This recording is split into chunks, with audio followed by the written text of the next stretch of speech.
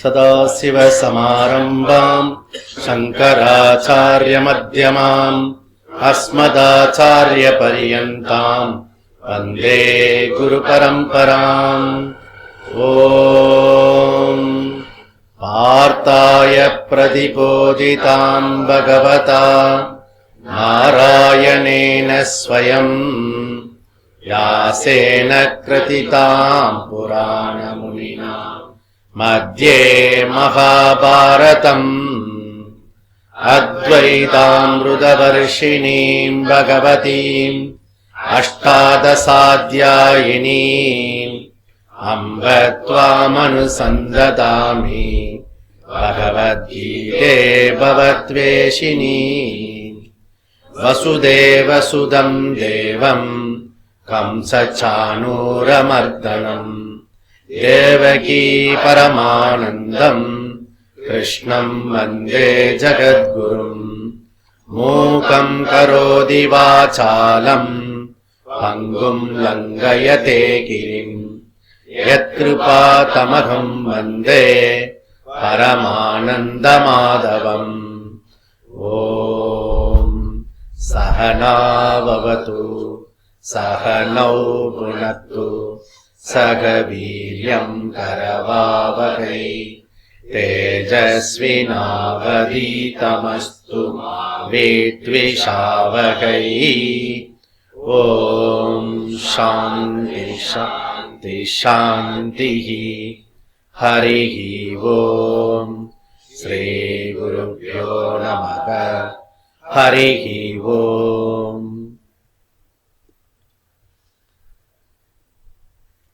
இன்னைக்கு அஞ்சாவது அத்தியாயம் கர்ம சந்நியாச யோகம்.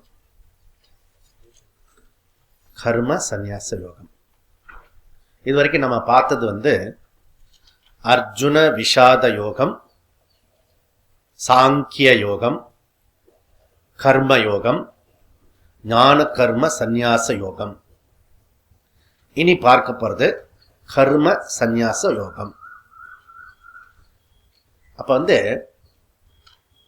நம்ம சிஸ்டம் பிரகாரம் நம்மளுடைய தர்மத்துல இங்க ஒரு வாழ்க்கை முறை இருக்கிறது, கிரகஸ்த வாழ்க்கை முறை இருக்கிறது, இன்னொன்னு சந்நியாச வாழ்க்கை முறை இருக்கிறது. அப்புறம் ஒரு சாதனை கர்மயோக சாதனை, இன்னொரு சாதனை ஞான யோக சாதனை. அப்ப மனித பிறவி எடுக்கிறதுக்கு ரெண்டு விதமான சாதனை பண்ணி நம்முடைய வாழ்க்கைய பூர்ணத்துவம் அடைய வைக்கணும். அந்த கடைசி ரெண்டு பேருக்கு பின்னாடி நம்ம வாழ்க்கையில மனுஷ வாழ்க்கைய பூர்ணத்துவம் அடையறதுக்காக உள்ள விஷயம்தான் இது. அதுக்காக மனித பிறவி, அதற்காக நம்முடைய சாஸ்திரங்கள்லாம் சொல்லப்பட்டிருக்கிறது. அதனால வேதம் அதற்கான வாழ்க்கை முறையை கொடுக்கறது. ரெண்டு விதமான சாதனை மேஜரா கொடுக்கறது. முக்கியமான நேரடியான சாதனை அது கர்மயோக சாதனை, ஞானயோக சாதனை. அதை நாம் நேரடியா த்ரூ கர்மயோகத்து மூலியமாவோ அல்லது ஞான யோகத்து மூலியமாவோ செய்யலாம். இந்த சாதனையை இது கிளியர் ஆயிடுச்சுன்னா, கிளாரிட்டி ஆயிடுச்சுன்னா, ஸோ எப்படி பண்ணணும்ன்றத நீங்க முடிவு பண்ணி அதுக்கப்புறம் செய்யணும். மொத்தமே நீங்க புரிஞ்சிக்க வேண்டியது என்னன்னா, ரெண்டு விதமான நிஷ்டா. கீதா லாங்குவேஜில் சொன்ன ரெண்டு விதமான நிஷ்டா. ஒன்று கிரகஸ்த வாழ்க்கை முறை, மற்றொன்று சந்நியாச வாழ்க்கை முறை. அதற்கான சாதனம் என்ன? நம்ம செய்ய வேண்டிய சாதனை நேரடியான சாதனம் கர்மயோக சாதனை, ஞான யோக சாதனை. இதுக்கு இத்தனை தடவை சொல்றீங்க நீங்க? ஒரு தடவை சொன்ன எங்களுக்கு புரியாது. இதை நீங்க கேட்டுன்னு இருக்கிற வரைக்கும் சாஸ்திரம் இதை சொல்லிகிட்டே இருக்கும். இதுல கிளாரிட்டி வரணும். அதனால திரும்ப திரும்ப திரும்ப இப்ப இந்த 5 அத்தியாயத்துல இந்த ரெண்டு விஷயத்தை பத்தினு தான் பேச்சே.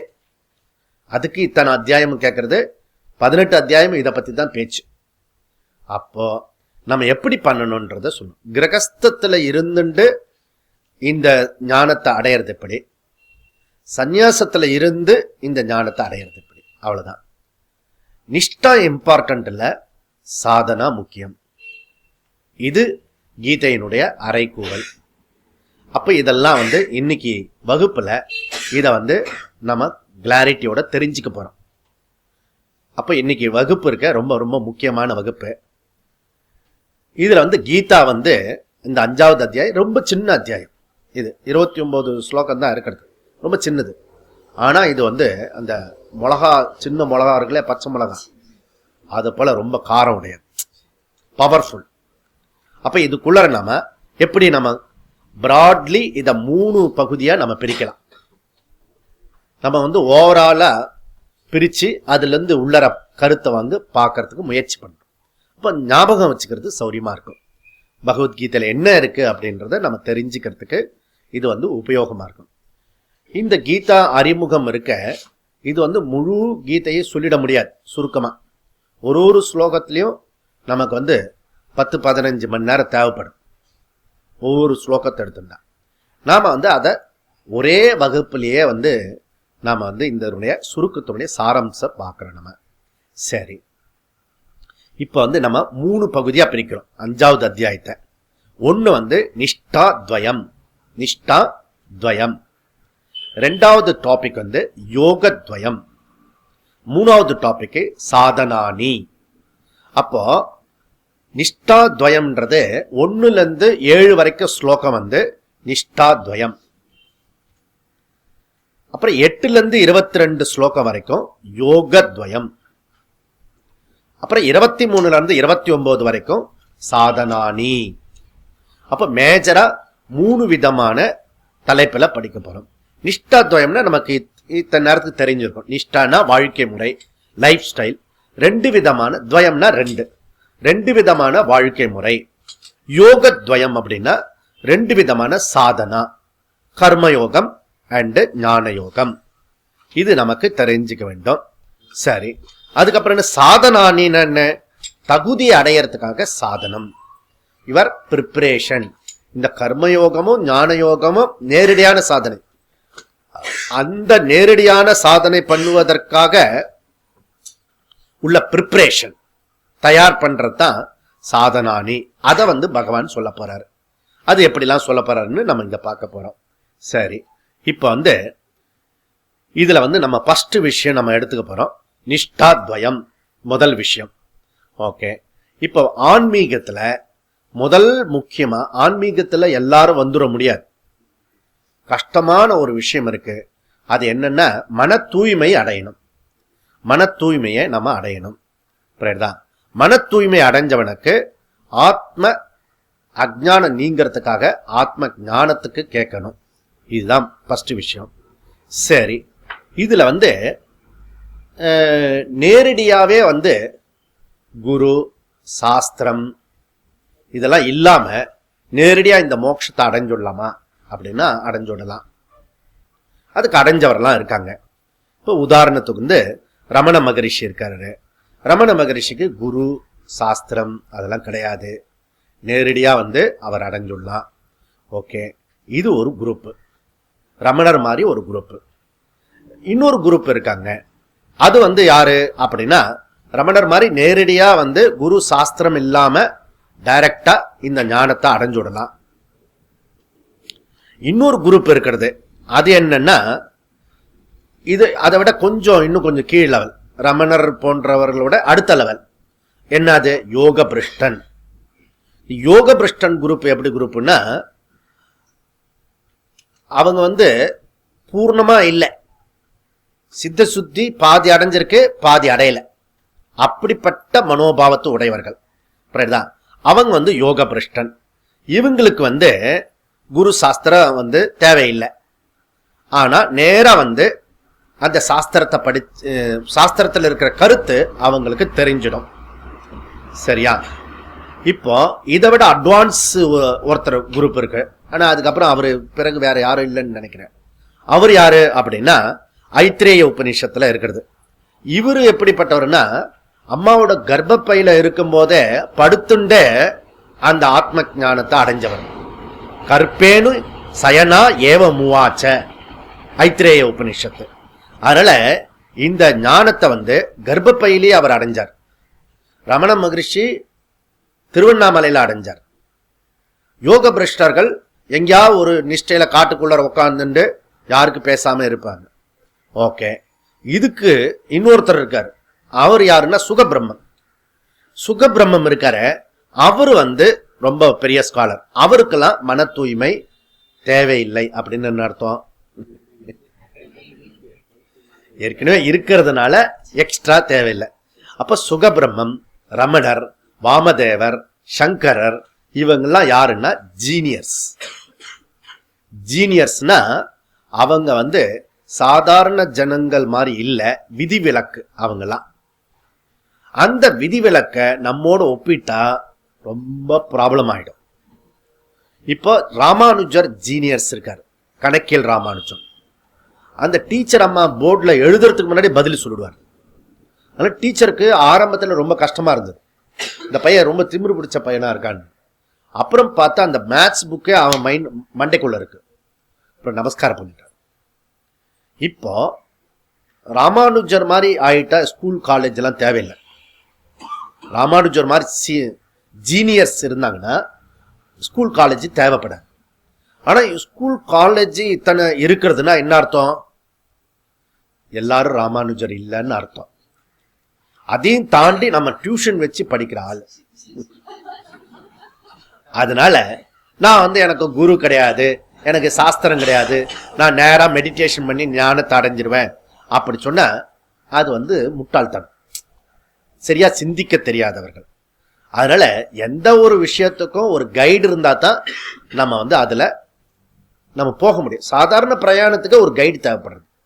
இது நமக்குள்ள இருக்கிற ஆன்மீக ஒளியை வெளிக்காட்டுறதுக்கு ஒரு கைடு வேணும். அதனால நம்ம எல்லாருக்கும் குரு சாஸ்திரம் அவசியம் தேவை.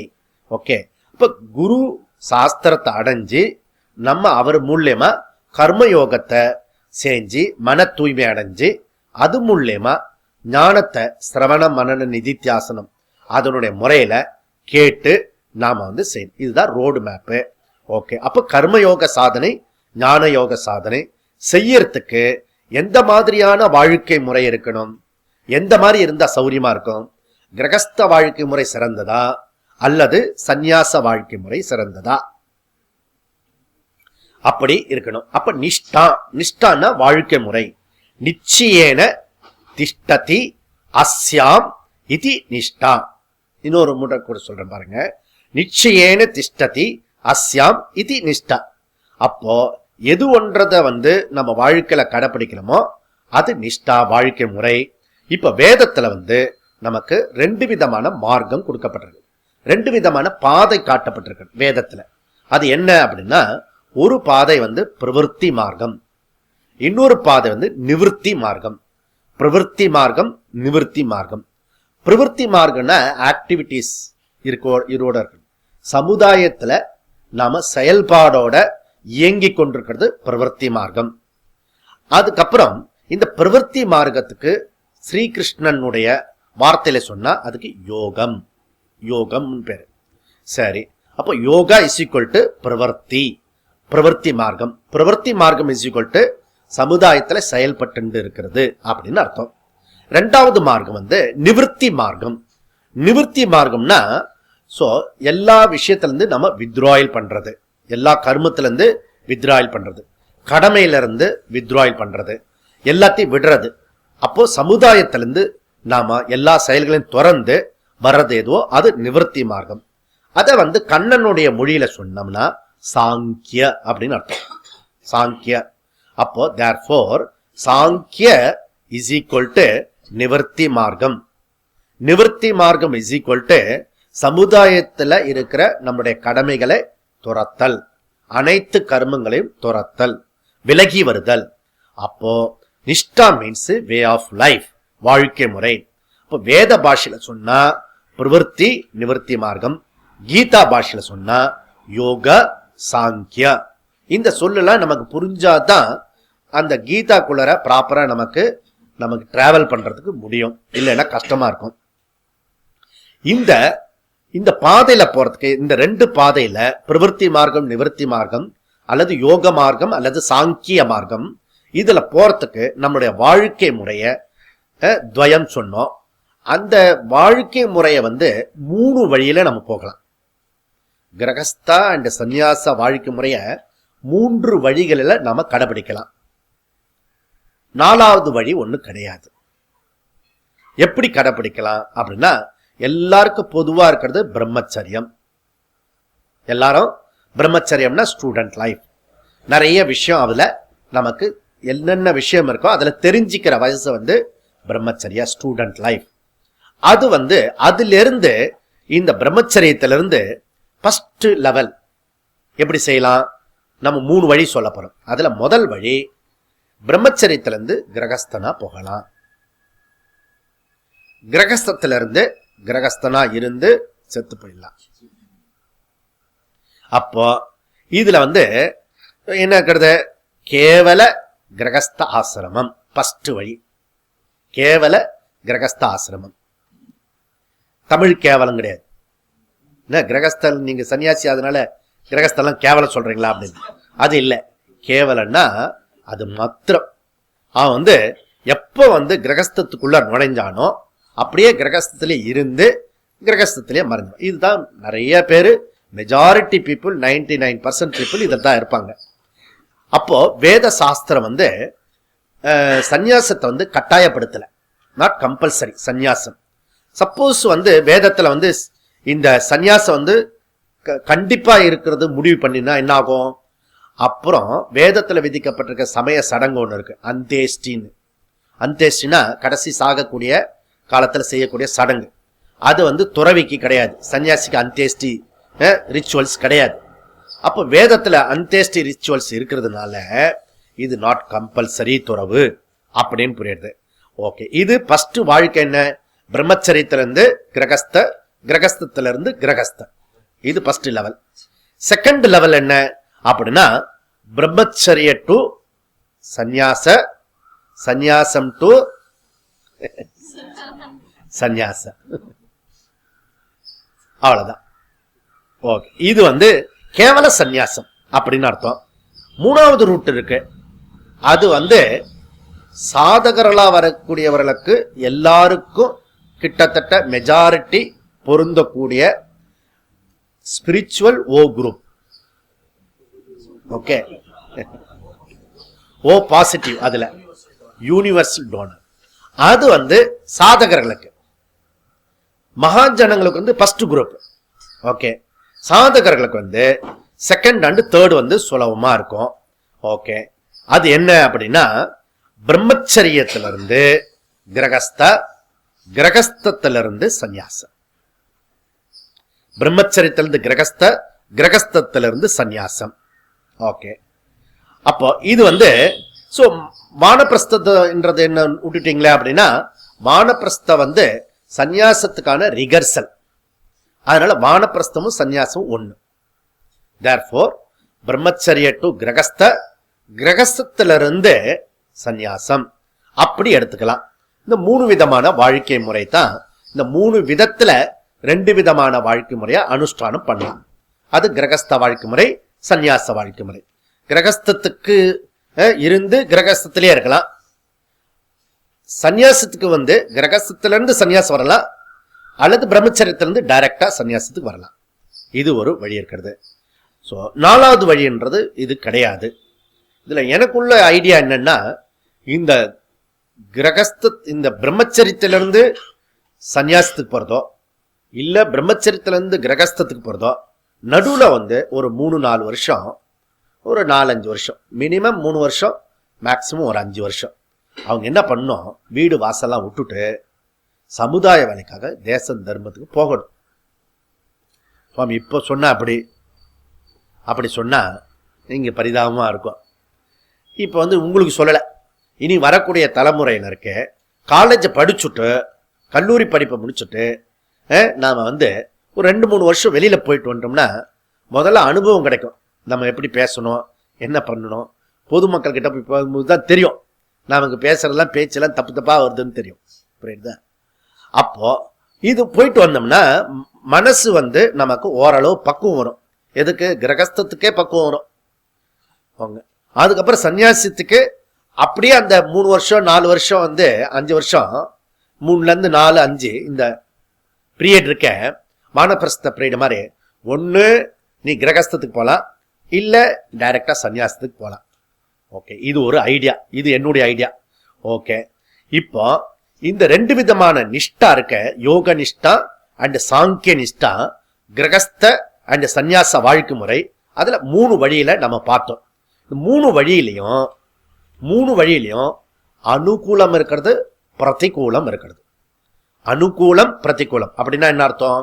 அதுல பிளஸ் பாயிண்ட் இருக்கு, மைனஸ் பாயிண்ட் இருக்குது. ஸோ பிளஸ் பாயிண்ட் இருக்கிறது, மைனஸ் பாயிண்ட் இருக்கு. அப்போ யார் தேர்ந்தெடுக்கிறார்களோ அவங்க தேர்ந்தெடுத்து என்னுடைய சுபாவத்துக்கு தகுந்தா போல, என்னுடைய திறமைக்கு தகுந்தா போல, என்னுடைய வில் பவர், வைராக்கியம், அதுக்கு தகுந்தா போல இதை எடுக்கணும். நல்லா புரிஞ்சுக்கணும். விருப்பத்துக்கு தகுந்தா போல எடுக்கப்படாது. நான் விரும்புறேன் செய்யறது, அது வேதாந்தத்துல ஆன்மீகத்துல வந்துட்டா நான் விரும்புறேன் நான் செய்யறேன் அப்படி இருக்கக்கூடாது. ஒன்னு விரும்புறத தகுதி அடையணும், அல்லது தகுதி அடைஞ்ச பிறகு விரும்பணும். 2 விஷயம் இருக்கிறது. ஒன்னு விரும்பிட்டா அதனால தகுதி அடையணும், இல்ல தகுதி இருக்கிறது அதனால அதை விரும்புறேன். ரெண்டும் ஒண்ணுதான். ஒன்னு வந்து ஏற்கனவே தகுதி இருக்கு அதனால விரும்புறேன், இன்னொன்னு வந்து நான் விரும்பிட்டேன் அதனால தகுதி அடையணும். 3வது இருக்கிறது, அவனுக்கு தகுதி இருக்கோ இல்லையோ, ப்ரமோஷன், பர்மிஷன், அதெல்லாம் வந்து நம்ம நாட்டுல குட்டிச்சவரா இருக்கு. அதுதான் தகுதி வரணும், குவாலிஃபிகேஷன் வரும். Anything qualification, anything. அந்த தகுதி இல்லாம அந்த இடத்துக்கு போஸ்டுக்கோ பொறுப்புக்கோ வந்துட்டா அவனுக்கும் கஷ்டம், அந்த சமுதாயத்துல இருக்கிற அமைப்பிலையும் கஷ்டமாயிடும். இது ரொம்ப முக்கியமா இருக்கிறது. இதுல பிளஸ் பாயிண்ட் மைனஸ் பாயிண்ட் சொல்லிட்டா நம்ம அதுக்கு தகுந்தா போல நம்முடைய திட்டத்தை தீட்டுறதுக்கு சௌரியமா இருக்கும். முதல் விஷயம் என்ன? பிரம்மச்சரியத்திலிருந்து கிரகஸ்த, கிரகஸ்தத்திலிருந்து கிரகஸ்தா. அதுக்கு என்ன அனுகூலம் அப்படின்னா, இது வந்து நமக்கு ரொம்ப சௌரியமான அனுகூலம். ஏன்னா இதுல தர்மத்துல வாழ்ந்து நமக்கு தர்மத்துல கடைப்பிடிக்கிறதுக்கும் கர்மயோகம் கடைப்பிடிக்கிறதுக்கும் சௌரியம். கர்மயோகம் கடைப்பிடிக்கிறதுக்கு நமக்கு வந்து பஞ்சமகா யஜ்ஞம் பண்ணணும். பஞ்சமகா யஜ்ஞம்லாம் சொல்லிருக்கேன். அந்த பஞ்சமகா யஜ்ஞம் பண்றதுக்கு நமக்கு வந்து பணம் வேணும், ஆள் வேணும், இதெல்லாம் நமக்கு சக்தி தேவைப்படுறது, இதெல்லாம் நிறைய தேவைப்படுறது. இதெல்லாம் நமக்கு தேவைன்னா மன தூய்மை அடையிறது பெஸ்ட் வந்து கிரகஸ்த வாழ்க்கை முறை. நம்ம வந்து கொஞ்சம் பணம் சம்பாதிப்போம், வீடு வாசல்லாம் இருக்கும், அதுக்கப்புறம் நம்முடைய விருப்பு வெறுப்பை காட்டுறதுக்கு நிறைய ஜனங்கள் இருப்பாங்க, அதெல்லாம் ஒரு சௌரியமா இருக்கும். ஒண்ணுமே இல்லைன்னு வச்சுக்கோ, நீ மாத்திரம் இருந்தனா விருப்பு வெறுப்பை எங்க காட்டுறது?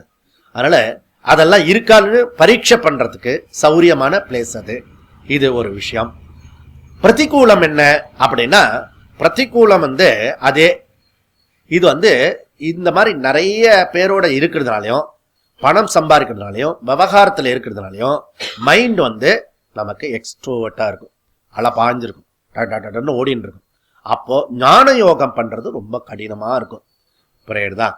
அதனால மைண்ட் டிசிப்ளின் இருக்கும், ஆனா அந்த மைண்டை வந்து கொண்டு வந்து பாடத்துல புகுத்துறது ரொம்ப கஷ்டமா இருக்கும். டைம் ஸ்பெண்ட் பண்ண முடியாது, குவாலிட்டி டைம் கிடைக்காது.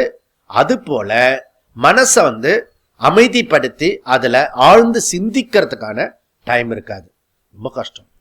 ஸோ இதுல இந்த கிரகஸ்தல் வந்து 40-50 வயசுல வந்து இந்த காலேஜ் படிப்பாங்க, ஈவினிங் காலேஜ். ரொம்ப கஷ்டம் அது. அவங்கள அந்த ப்ரொஃபஸர் இருக்காரு, அவர் திட்டவே முடியாது. புரியுதா? ஏன்னா எல்லாமே சீனியர் பீப்புள். அதெல்லாம் ஒண்ணு சரி பாத்துக்கோங்க, வரலையா சரி, அந்த வயசுல போய் என்னத்தை மனப்பாடம் பண்றது? ஒன்னும் நடக்காது, ரொம்ப கஷ்டம். அப்படி இருக்கும். இது வந்து பிரதிகூலம். ஸோ அனுகூலம் வந்து கர்மயோகம் நல்லா பண்ணது முடியும், எல்லா பணம் வசதி எல்லாம் இருக்கும், அது இருக்கிறது. இது வந்து பிரதிகூலம் அனுகூலம். அப்புறம் பிரம்மச்சரியத்திலிருந்து சன்னியாச போறதுக்கு என்ன அதுனா, அனுகூலம் வந்து இதுக்கு நிறைய டைம் இருக்கும். அதனால சிரவண மனனம் நிதித்தியாசனம் பண்றதுக்கு சஃபிஷியண்டா டைம் இருக்கும். பாராயணம் பண்ணலாம், மனப்பாடம் பண்ணலாம், இதெல்லாம் இருக்கிறது. அதுக்கு நிறைய டைம் இருக்கும். இது அனுகூலம். பிரதிகூலம் என்ன? அதுவே பிரதிகூலம். நிறைய டைம் இருக்கிறது. அந்த டைம் இருக்க அது வந்து டெவில் மைண்ட் என்ன சொல்லுவா? Idol mind devil shop. ஏன் இவ்வளவு சத்தமா வருது? அது அனுபவம், அது புரியுதா? ஏன்னா கொஞ்ச நேரம் இருந்தா போறோம், நம்ம மைண்டோட நம்மளால இருக்க முடியாது. தனிமையில ஏன் இருக்க முடியாதுன்னா, நம்ம மனசோட நம்மளால உறவு வச்சுக்க முடியாது. அப்போதான் அதனுடைய ஒரிஜினல்லாம் வெளியில வரும். நீங்க தனியா ஒரு நாள் இருந்து பாருங்க. இருந்து பார்த்தீங்கன்னா நம்ம மனசுல இத்தனை கசடு இருக்கா அப்படின்னு. எதோட வேணா இருக்கலாம். அல்லது இப்ப நம்ம பாடத்தை படிக்கலாம், யாரத்தோட சத்சங்கம் பேசிட்டு இருக்கலாம், இதெல்லாம் கூட முடியும். ஏதோ ஒரு ஆக்ஷன்ல சும்மா விட்டுட்டோம்னு வச்சுக்கோ, அந்த மனசுல இருக்க அழுக்கள்லாம் வெளியில வரும். அது ஒரு பயம் வரும். ஐயோ, நம்ம மனசு இவ்வளவு அழுக்கு இருக்கா அப்படின்னு சொல்லிட்டு எங்கேயா ஓடி போறதுக்கு நமக்கு சௌரியமா இருக்கும். அதனால இது ரொம்ப கஷ்டம். அதாவது கர்மயோகம் பண்றதுக்கான வாய்ப்பு கிடைக்காது இவனுக்கு. ஓகே, அதனால இது பிரதிகூலம். சரி, மூணாவதுல அனுகூலம் பிரதிகூலம் ரெண்டும் சொல்றோம் பொதுவா. அதுக்கப்புறம் எப்படி பண்ணலான்றது கிருஷ்ணர் என்ன சொல்றாருன்றத நம்ம பார்க்க போறோம். ஓகே, அடுத்து பிரம்மச்சரியத்திலிருந்து கிரகஸ்தத்திலிருந்து சன்னியாசம். அந்த சன்னியாசத்துக்கு நடுவில் ஒரு டைப்பை வச்சிருக்கிறது வானப்பிரஸ்தம். அது ரொம்ப இம்பார்ட்டன்ட், அந்த வானப்பிரஸ்தம். அதனால தான் சின்மயாஜி என்ன பண்ணாரு, சின்மயாஜி ஃபாலோ பண்ணி தயானந்திஜி அப்படி பண்ணோம். யார் ஒருத்தர் சன்னியாசி கேட்கறானோ முதல்ல சன்னியாசத்தை டைரக்டா கொடுக்க மாட்டாங்க. அவனுக்கு ஒரு பிரம்மச்சாரின்னு ஒரு மஞ்சள் ட்ரெஸ் கொடுத்துருவாங்க. சைத்தன்யன்னு பேரு அப்போ அந்த பிரம்மச்சாரிக்கு. புரியுதா? அந்த சைத்தன்ய பிரம்மச்சாரி அதுலயே 5-6 வருஷம் இருப்பான். அதுலயே தெரிஞ்சிடும் அவனுக்கு. சில விதியெல்லாம் சொன்ன உடனே அதுலயே கோச்சுன்னு போயிடுவான், நடுவில் காணாம போயிடுவான். இது கொஞ்சம் சேஃபா இருக்கும், பிரச்சனை இல்லை. அதெல்லாம் மீறி அந்த கஷ்டத்தெல்லாம் தாங்கிறதெல்லாம் ஸ்டப்னா வந்த பிறகு அதுக்கப்புறம் சன்னியாசி கொடுப்பாங்க. புரியுதா? அதனால இந்த சன்னியாசம் இருக்க அது one way life, one way route. அது மீதி எல்லாத்திலையும் போயிட்டு ரிட்டர்ன் ஆக முடியும். சன்னியாசம் எடுத்துண்டா திருப்பி ரிட்டர்ன் ஆக முடியாது. இது நமக்கு எப்பயுமே ஒரு பழக்கம் இருக்கு, இதை விட்டுடு அப்படின்னு. இது விட்டுட முடியாது. எல்லாத்தையும் விட்டவனுக்கு தான் இதை பிடிச்சிக்க முடியும். சன்னியாசத்தை விட்டுட முடியாது. புரியுதா? இது கஷ்டமான விஷயம். அதனால டிஃபிகல்ட்டான விஷயம். அப்ப பிரம்மச்சரியத்திலிருந்து கிரகஸ்தந்த வானப்பிரஸ்தம் சன்னியாசம். இது ஒரு பெஸ்ட் மெத்தட் கூட. என்ன சொல்லணும்னா, பிரம்மச்சரியா கிரகி பவதி, கிரகி பூத்வா வனி பவதி, வனி பூத்வா பிரவ்ரஜதி அப்படி சொல்றது ஒரு மந்திரம், ஒரு ஸ்லோகம். பிரம்மச்சரியா கிரகி பவதி, கிரகி பூத்வா வனி பவதி, வனி பூத்வா பிரவ்ரஜதி அப்படி சொல்லுது. அப்போ இதுல நமக்கு இப்படி போறது. சரி, இப்ப கிரகஸ்த லைஃப் இருக்க அது ஒரு பத்ம வியூகம்.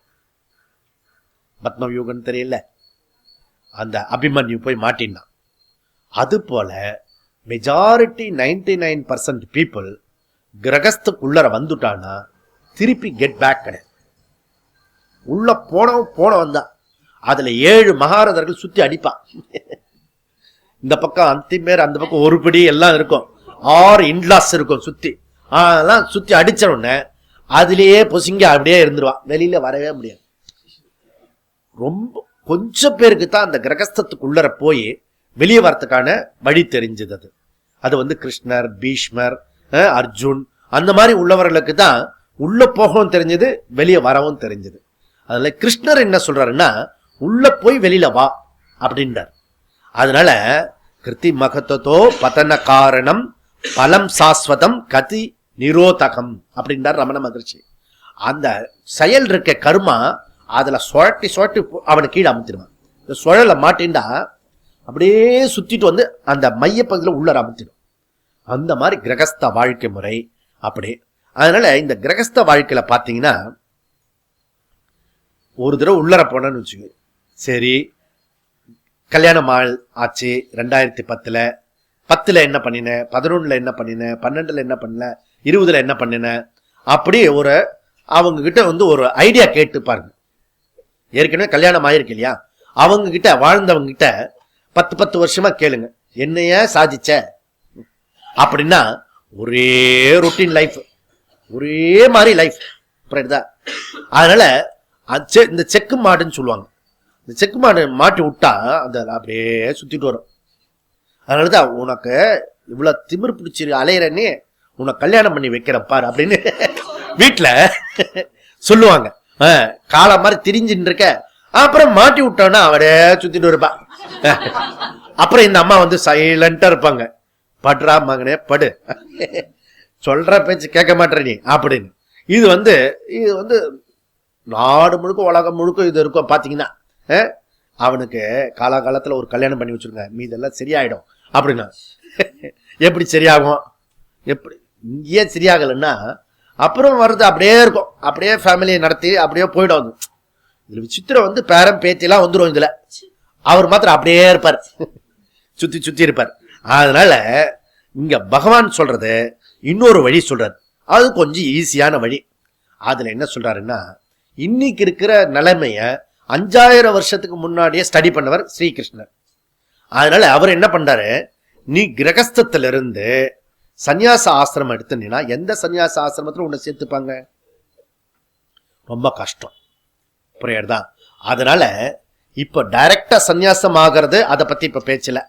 டைரக்டா பிரம்மச்சரியிலிருந்து சன்னியாசம் ஆகிறதுக்கு ரொம்ப அதுக்கு சக்தி வேணும், திறமை வேணும், பக்தி வேணும், வில் பவர் இருக்கணும், திடமான வைராக்கியம் இருக்கணும். எதுக்கு டைரக்டா சன்னியாசம் போகல? வைராக்கிய டெபிசிட், அவ்வளவுதான். இல்ல நான் அப்படி ஆயிடுச்சு, மத்தவங்க இப்படி பண்ணிட்டாங்க, நான் உறுதியா தான் இருந்தேன். இதுல பாருங்க, சில பேர் இப்படி சொல்லுவான், அந்த அந்த கல்யாணம் பண்ணிக்கிற அந்த நேரத்துல உறுதியா தான் இருப்பேன் அப்படின்னா என்ன அர்த்தம்? கல்யாணம் பண்ணிக்க கூடாதுன்னு உறுதியா தான் இருப்பேன். அதுக்கப்புறம் வீட்டுல ஃபோர்ஸ், மத்தவங்க ஃபோர்ஸ் பண்ணி இப்படி பண்ணிட்டாங்க சுவாமி அப்படின்னு. சரி, அப்ப ஆமாமா, கொஞ்சம் எல்லாரும் ஒத்துழைச்சிருந்தா நீ சன்னியாசி, ஒத்துழைச்சிருந்தா சன்னியாசி ஆயிருப்பான். அங்க மத்தவங்க எல்லாம் தடை பண்றாங்க இல்லையா, அந்த தடையெல்லாம் மீறி வரதுக்கு பேர் தான் சன்னியாசம். நான் சன்னியாசம் எடுத்துக்கலான்னு நீ கேட்டேன்னா நீ சன்னியாசம் எடுத்துக்கிறதுக்கு தகுதி இல்லைன்னு அர்த்தம். புரியுதா? அதனால வைராக்கியம் தான் இதுல முக்கியம், விருப்பம் முக்கியம் இல்ல. மனப்பக்குவம், மன மெச்சூரிட்டி வந்துடுதா அது விடுங்க. அது மைனாரிட்டி, ரொம்ப மைனாரிட்டி சன்னியாசம் வந்தவங்களுக்கு. இப்போ மெஜாரிட்டியா இருக்கவங்க கிரகஸ்தர்கள்.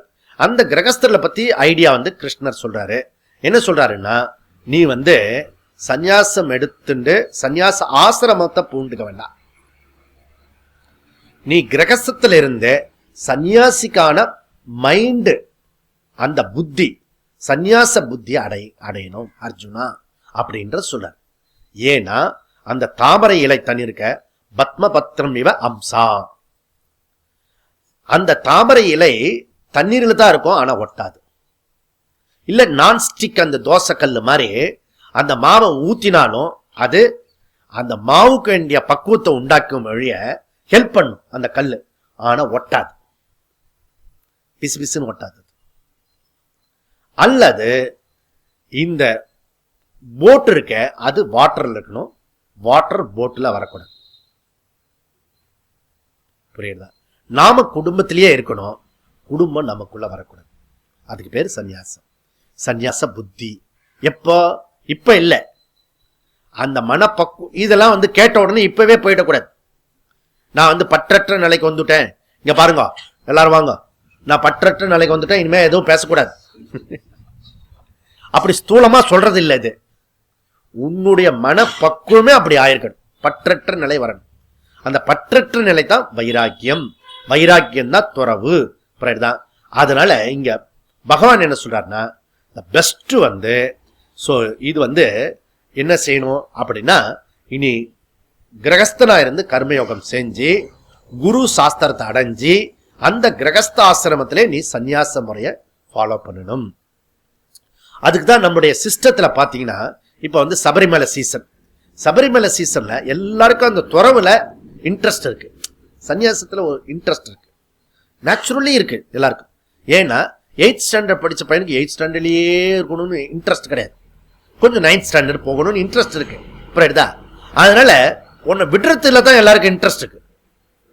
புரியுது? நேச்சுரல் இதெல்லாம் பாத்தீங்கன்னா நேச்சுரலா இருக்கிறது கண்டிப்பா. அதனால அதனுடைய பூர்வீகமா இருக்கிறது தான் இந்த சபரிமலைக்கு போறது. பாத்தீங்கன்னா எல்லாரும் சபரிமலைக்கு போறதுக்கு ஐடியா வருதுன்னா, கொஞ்ச நேரத்துக்கு அவனை அந்த ஆசாமியா இருக்கிறவன் சாமி ஆயிடுவான். சுவாமினா யாரு? சுவாமினா எஜமானன் அர்த்தம். சுவாமினா எஜமானன். ஓகே, எல்லாரும் ரெஸ்பெக்ட் கொடுக்கணும். புரியுதா? அப்போ ஆட்டோமேட்டிக்கலி இந்த நாட்டுல டெம்பரவரியா நீ 1 மாசம் மாலை போட்டுண்டா கூட உனக்கு வந்து டெம்பரவரியா மரியாதை உண்டு. நீ பர்மனண்டாவே மாலை போட்டுண்டேன்னா உனக்கு பர்மனண்டா மரியாதை. இந்த இப்பெல்லாம் வந்து சாது சன்னியாசிக்கெல்லாம் மரியாதை கிடையாது, இது கிடையாது. அதுக்கு ஒரு யூனியன்லாம் ஆரம்பிக்கிறலாம் இருக்காங்க, சாது யூனியன். இதெல்லாம் பைத்தியம். அவங்களுடைய சுதர்மத்தை கடைபிடிச்சிட்டா அவங்களுக்கு வேண்டிய அந்த மரியாதை ஆட்டோமேட்டிக்கலி கொடுக்கும், நேச்சுரலா வரும். அது வந்து நம்ம திக்விஜய ஹேமந்த சிவரில் நம்ம பார்த்தோம். நீ தபஸ் எல்லாம் பண்ணினா அக்னியோட இருந்தீங்கன்னா ஆட்டோமேட்டிக்கலி எல்லாரும் நமஸ்காரம் பண்ணுவாங்க. ஓகே, நமஸ்காரம் பண்றதுக்காக இருந்ததுன்னா அது ஆட்டோமேட்டிக்கா போயிடும்.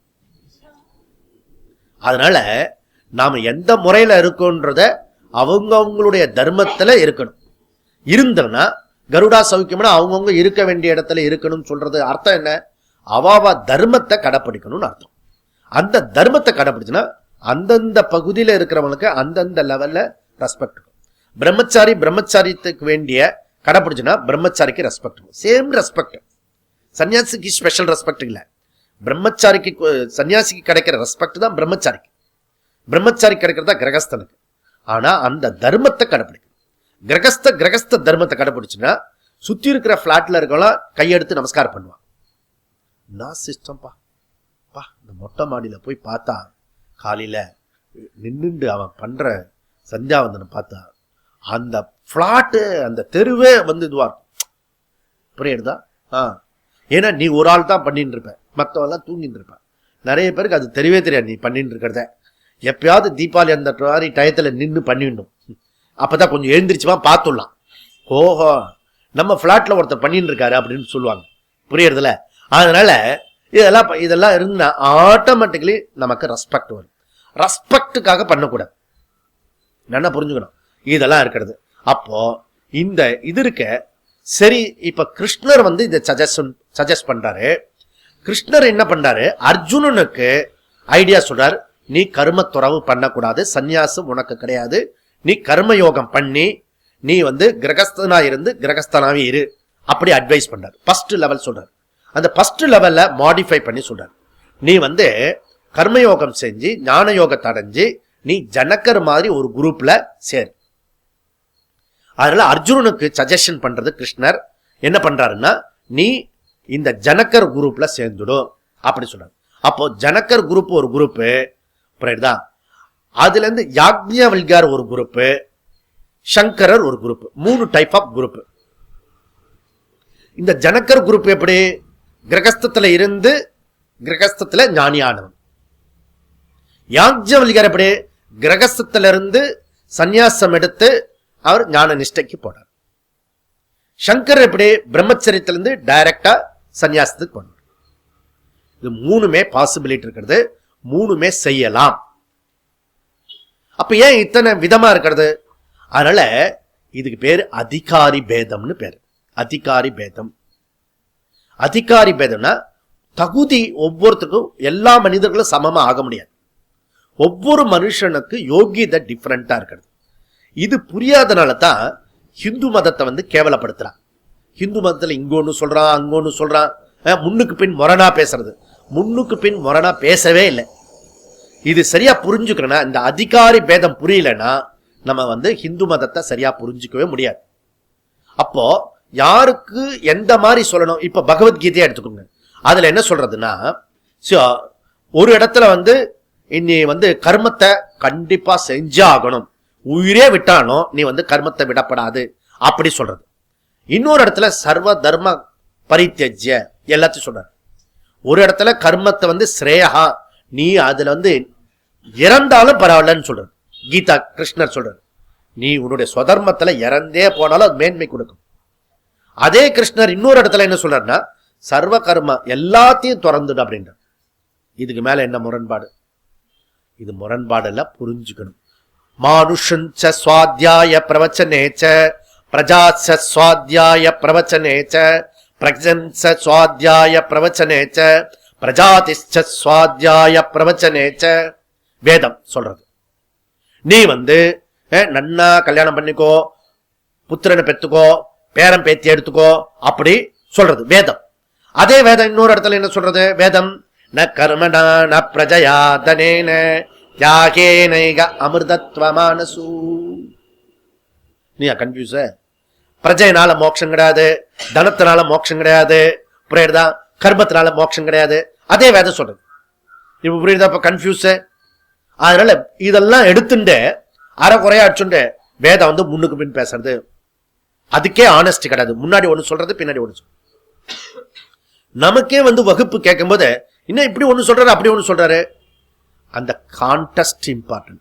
எந்த இடத்துல சொல்றோம், எப்படி சொல்றோம். சுவாமி விவேகானந்தர் சில இடத்துல வந்து கோபமா பேசுவார், சில இடத்துல இன்னொரு இடத்துல வேற விதமா சொல்லுவார், முரண்பாடுற மாதிரி இருக்கும். எந்த இடத்துல யாருக்கு உபதேசம்? அதனால நீ என்கிட்ட வந்து சன்னியாசி நீ எடுத்துக்கலாமான்னு கேட்டா, ஒருத்தருக்கு கல்யாணம் பண்ணிக்கலாம் சொன்னா நீ கொஞ்ச நாள் பொறுத்துக்க சொல்லுவான், இன்னொருத்தர் நீ கண்டிப்பா வந்து இது இப்படி இரு அப்படி சொல்லணும். அப்போ ஒரே விஷயமே ஒவ்வொருத்தருக்கும் வேற வேற விதமா சொல்ல வேண்டும். அப்போ டீச்சர் கிட்ட வரும்போது எப்படி கேட்கணும்? மனம் திறந்து கேட்கணும். முடிவு பண்ணிட்டு வந்து கேட்கக்கூடாது. நான் இப்படி பண்ணிட்டேன், முடிவு பண்ணிட்டேன் சுவாமி, நீங்க என்ன சொல்றீங்க? நான் என்ன சொல்றது? அப்படியே ஆகட்டும், ததாஸ்து. அதனால நான் வந்து சொல்றது, நீ முடிவு பண்ணபடி அப்படியே செஞ்சுடு, எது நடக்கிறதோ அது பகவான் பார்த்துக்கிட்டோம் அப்படின்னு சொல்லு. அப்ப நீங்க சொல்லிட்டீங்க இல்லையா, நீங்க சொல்றபடி நான் செஞ்சுடுறேன். நான் சொல்லவே இல்லை. நீ முடிவு பண்ண பிரகாரம் முடிவு பண்ணிக்கோ. அது வர ஓப்பன் மைண்ட் இருக்கு. புரியுதா? சில பேருக்கு ஓப்பன் மைண்ட் சொல்ல முடியாது. சுவாமிஜி ஒண்ணு கிடக்க ஏதாவது சொல்லிட்டாருன்னு வச்சுக்கோ, தட்டவும் முடியாது, இதுவும் முடியாது. அதனால பண்ணி முடிச்சுட்டு வந்து இதை பண்ணிட்டியா, வெரி குட், இப்படிதான் சொல்ல முடியும். அப்புறம் பண்ணினதுக்கு பிராயச்சித்தம் என்ன பண்ண முடியுமோ அதெல்லாம் பண்ணலாம். இதெல்லாம் இது உள்ள போயிட்டியா, சரி இதெல்லாம் பண்ணிக்கோ அப்படின்னு அதுதான் பண்ணணும். எல்லாத்துக்கும் வழி இருக்கு. ஆனா எல்லாத்துக்கும் நம்ம மதத்துல வந்து உதாரணம் இருக்கிறது. டைரக்டா வரணுமா, அதுக்கு உதாரணம் இருக்குது. குரு சாஸ்திரம் இல்லாம இது மோட்சத்துக்கு போனா அதுக்கு உதாரணம் இருக்கு. எல்லாத்துக்கும் எக்ஸாம்பிள் இருக்கு. எல்லாத்துக்குமே PhD பண்ணியிருக்காங்க. உனக்கு எந்த இடத்துல பொருத்தம் அதை யோசிக்கணும், அதுதான் முக்கியம். அதனால அதிகாரி பேதன்றது ரொம்ப ரொம்ப முக்கியம். அதனால 3 டெக்னிக்கல் இருக்கு இந்த விஷயத்துல. நாம வந்து எந்த டெக்னிக்கு வந்து அப்ளை பண்ணணும்ன்றத பார்க்கணும். முதல் டெக்னிக் வந்து ஜனகர் டெக்னிக், ரெண்டாவது டெக்னிக் வந்து சுகபிரமன் டெக்னிக், மூணாவது டெக்னிக் வந்து யாக்ஞவல்கியா டெக்னிக். புரியுதா? சுகபிரம்மம் அவங்க அப்பா கிட்ட சொல்றாரு, நான் டைரக்டா பிரம்மச்சாரி அப்படின்ட்டார். புரியுதா? ஜனகர் வந்து அவர் வந்து பெரிய ரூலர் வேற, கிரகஸ்தத்திலே இருந்தாரு, ரூலர் வேற, அப்படி இருக்கலாம். மூணாவது டெக்னிக் வந்து யாக்ஞவல்கியா டெக்னிக். கிரகஸ்தத்துல இருந்து வானப்பிரஸ்தமாயி ஞானத்தை அடைஞ்சி ஞான நிஷ்டைக்காக இதுல சுதந்திரம் இருக்கிறது, பூர்ண சுதந்திரம் இருக்கு. உங்களுக்கு எப்படி முடியறதோ அப்படி பண்ணு. இங்க அர்ஜுனனுக்கு உபதேசம் வந்து அர்ஜுனனுக்கு மாத்திரம் உபதேசம் பண்றார். அது என்ன? நீ கர்ம துறவு பண்ணக்கூடாது. ஏன்னா அவன் நேரடியான சிஷ்யன். புரியுதா?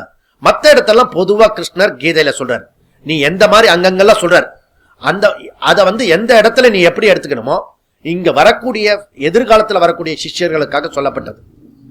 அதையும் கன்ஃபியூஸ் பண்ணக்கூடாது. கிளாஸ்ல மொத்தமா சொல்லும் போது நம்ம எல்லாத்தையும் ஃபாலோ பண்ணக்கூடாது. எனக்கு எது சாத்தியமோ அந்த சாதனை எடுத்துக்கணும். இப்ப நிறைய சாதனை சொல்றோம்னு வச்சுக்கோங்க, சில சாதனை நமக்கு ரெலவெண்டாவே இருக்காது. புரியுதா? இது ஏன் சொல்றாருன்னு கேட்கப்படாது, அது இன்னொருத்தருக்கு ரெலவெண்டா இருக்கும். புரியுதா? எனக்கு எந்த சாதனை எடுத்துக்கணுமோ அதை எடுத்துக்கணும். இப்போ சரி, இப்ப நாம என்ன பண்ணணும்? இந்த first type, second type, third type, இதுல எது வந்து நமக்கு முடியறதோ அதுல பண்ணணும். இங்க கிருஷ்ணர் என்ன சொல்றாருன்னா 3 வழிகளில 2 விதமான சாதனைய பண்ணலாம். அப்போ அர்ஜுனா, உனக்கு சிறந்த சாதனை சந்நியாச கர்மயோகஸ்ச நிச்சரேயஸ்ஸகா பூதோ தயோஸ்து கர்ம சந்நியாசாத் கர்மயோகோ விசிஷ்யதே. உனக்கு கர்மயோகம் தான் சிறந்தது. தயோஸ்து கர்ம சந்நியாசியாத், கர்ம சந்நியாசத்தை விட இந்த டைரக்ட் இந்த சந்நியாச ரிச்சுவல்ஸ் இருக்க அதை விட நேரடியா சிறந்தது எது அப்படி சொன்னா உனக்கு கர்மயோகத்துல இருந்து ஞானத்தை அடையறதா சிறந்தது அப்படின்னு சொல்றாரு. அப்போ இதுல இப்ப சொன்ன முறை எந்த வழியில வேணா வரலாம். மொத்தத்துக்கு நம்ம தெரிஞ்சுக்க வேண்டியது என்ன? ஒரு வாழ்க்கை முறை கிரகஸ்த வாழ்க்கை முறை, இன்னொரு வாழ்க்கை முறை சந்நியாச வாழ்க்கை முறை. அது 3 வழிகளை வரலாம். கிரகஸ்தா டு கிரகஸ்தா, அதுல சன்னியாசி டு சன்னியாசி, அல்லது கிரகஸ்தா டு சன்னியாசி. இது 3 முறை சொல்லியாச்சு. அதனால கிருஷ்ணர் சொல்றது சாங்கியோ கோ பிரதுக்பாலாஹ பிரவதந்தின பண்டிதாக ஏகமப்யாஸ்தி தஸ்ஸம்யக் உபயோ விந்ததே பலம் யத் சாங்கியை பிராப்யதே சாதனாம் தத் யோகைரபி கம்யதே ஏகம் சாங்கியஞ்ச யோகஞ்ச யப்பஷ்யதி ச பஷ்யதி. இதுல கர்மயோகம் வேற, ஞான யோகம் வேற, வாழ்க்கை முறை இதெல்லாம் வேற வேறன்றது மூடர்கள் கூறுகிறார்கள். ரெண்டுமே கர்மயோகம் ஞான யோகம் ரெண்டுமே ஸ்பிரிச்சுவல் பாத்து தான். அதனால எதுவானாலும் ஓகே, எப்படி ஆனாலும் இருக்கணும். ஆனா விஷயம் என்ன? மன தூய்மை, மன தூய்மை மூலியமா ஞானம், ஞானத்து மூலமா மோட்சம். இதுதான் இதுல இது பெஸ்ட் அது பெஸ்ட் எல்லாம் கிடையாது. கிரகஸ்த வாழ்க்கை இந்த 3 வாழ்க்கை முறை சொன்ன இது பெஸ்ட் அது பெஸ்ட் சொல்ற தேவையில்லை.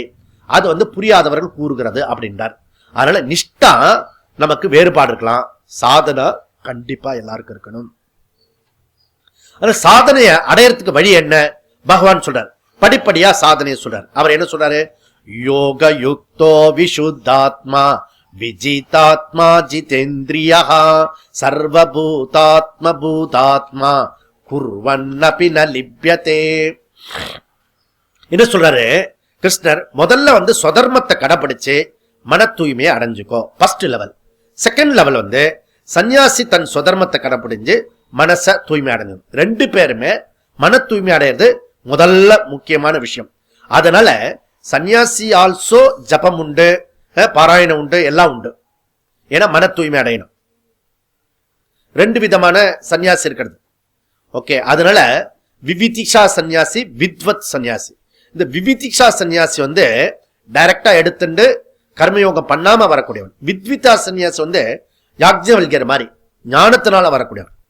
அவங்க கர்மயோகம் பண்றதுக்கு அவசியம் இல்லை. புரியுதா? அதனால இதுல மன தூய்மை அடையிறது அவசியம், அது ரொம்ப முக்கியம். யோக யுக்தா விசித்தாத்மா, மன தூய்மையோட பண்ணணும். அஷ்டாங்க யோக சொல்ல போறாரு பின்னாடி. யம நியமாதிலாம் அது பகிரங்க சாதனை, சமதமாதி அந்தரங்க சாதனை. அப்புறம் நேரடியான சாதனை சிரவணம், மனனம், நிதித்தியாசனம். இதெல்லாம் நமக்கு ரொம்ப ரொம்ப முக்கியமான விஷயம். சரி, அடுத்த சாதனை சொல்றாரு சர்வபூதாத்மா, சர்வபூதாத்மா பூதாத்மா குர்வன்னபின லிப்யதே. இங்க கிரகஸ்தனோ சன்னியாசியோ குருவை அடைஞ்சு சாஸ்திரத்தை கேட்டு ஞானத்தை அடைஞ்சு அது மூலமா மோட்சம் அடையணும். தேர்ஃபோர் கிரகஸ்த ஞானி, சன்னியாசி ஞானி. ஆசிரமத்தினால முக்தி கிடையாது, ஞானத்தினால முக்தி. இது தெளிவா புரிஞ்சுக்கணும். இதுல கிளாரிட்டி வந்ததுன்னா நமக்கு குழப்பமே வராது. புரியுதா? அதனால கிரகஸ்தன் 2 பேருமே இந்த இப்ப உதாரணத்துக்கு கிரகஸ்தன் ஞானத்தை அடைஞ்சிட்டான்னு வச்சுக்கோ, சன்னியாசி இருந்து ஞானத்தை அடையலன்னு வச்சுக்கோ. இதுல யாரு சம்சாரி? புரியுறதுல? அப்போ ஆசிரம முறை இருக்க வாழ்க்கை முறை அது மோட்சத்தை கொடுத்துடாது. ஏ அர்ஜுனா, இதை நன்னா புரிஞ்சுக்கோ. அதனால முதல் தலைப்பு நிஷ்டா துவயம். அது 3வது அத்தியாயல கூட தெளிவா சொல்லிட்டார் பகவான். லோகேஷ்மின் திவிதா நிஷ்டா புரா புரோக்தா மயா நக ஞான யோகேன சாங்கியானாம் கர்ம யோகின யோகினாம். தெளிவா சொல்லிட்டார் பகவான். அதனால 2 விதமான நிஷ்டா கொடுக்கப்பட்டிருக்கிறது. தயோஸ்து கர்ம சந்நியாசாத் கர்மயோகோ விசிஷ்யத்தே. 2 வாழ்க்கை முறை சொன்னாலும் உனக்கு கர்மயோக வாழ்க்கை முறை தான் சிறந்தது.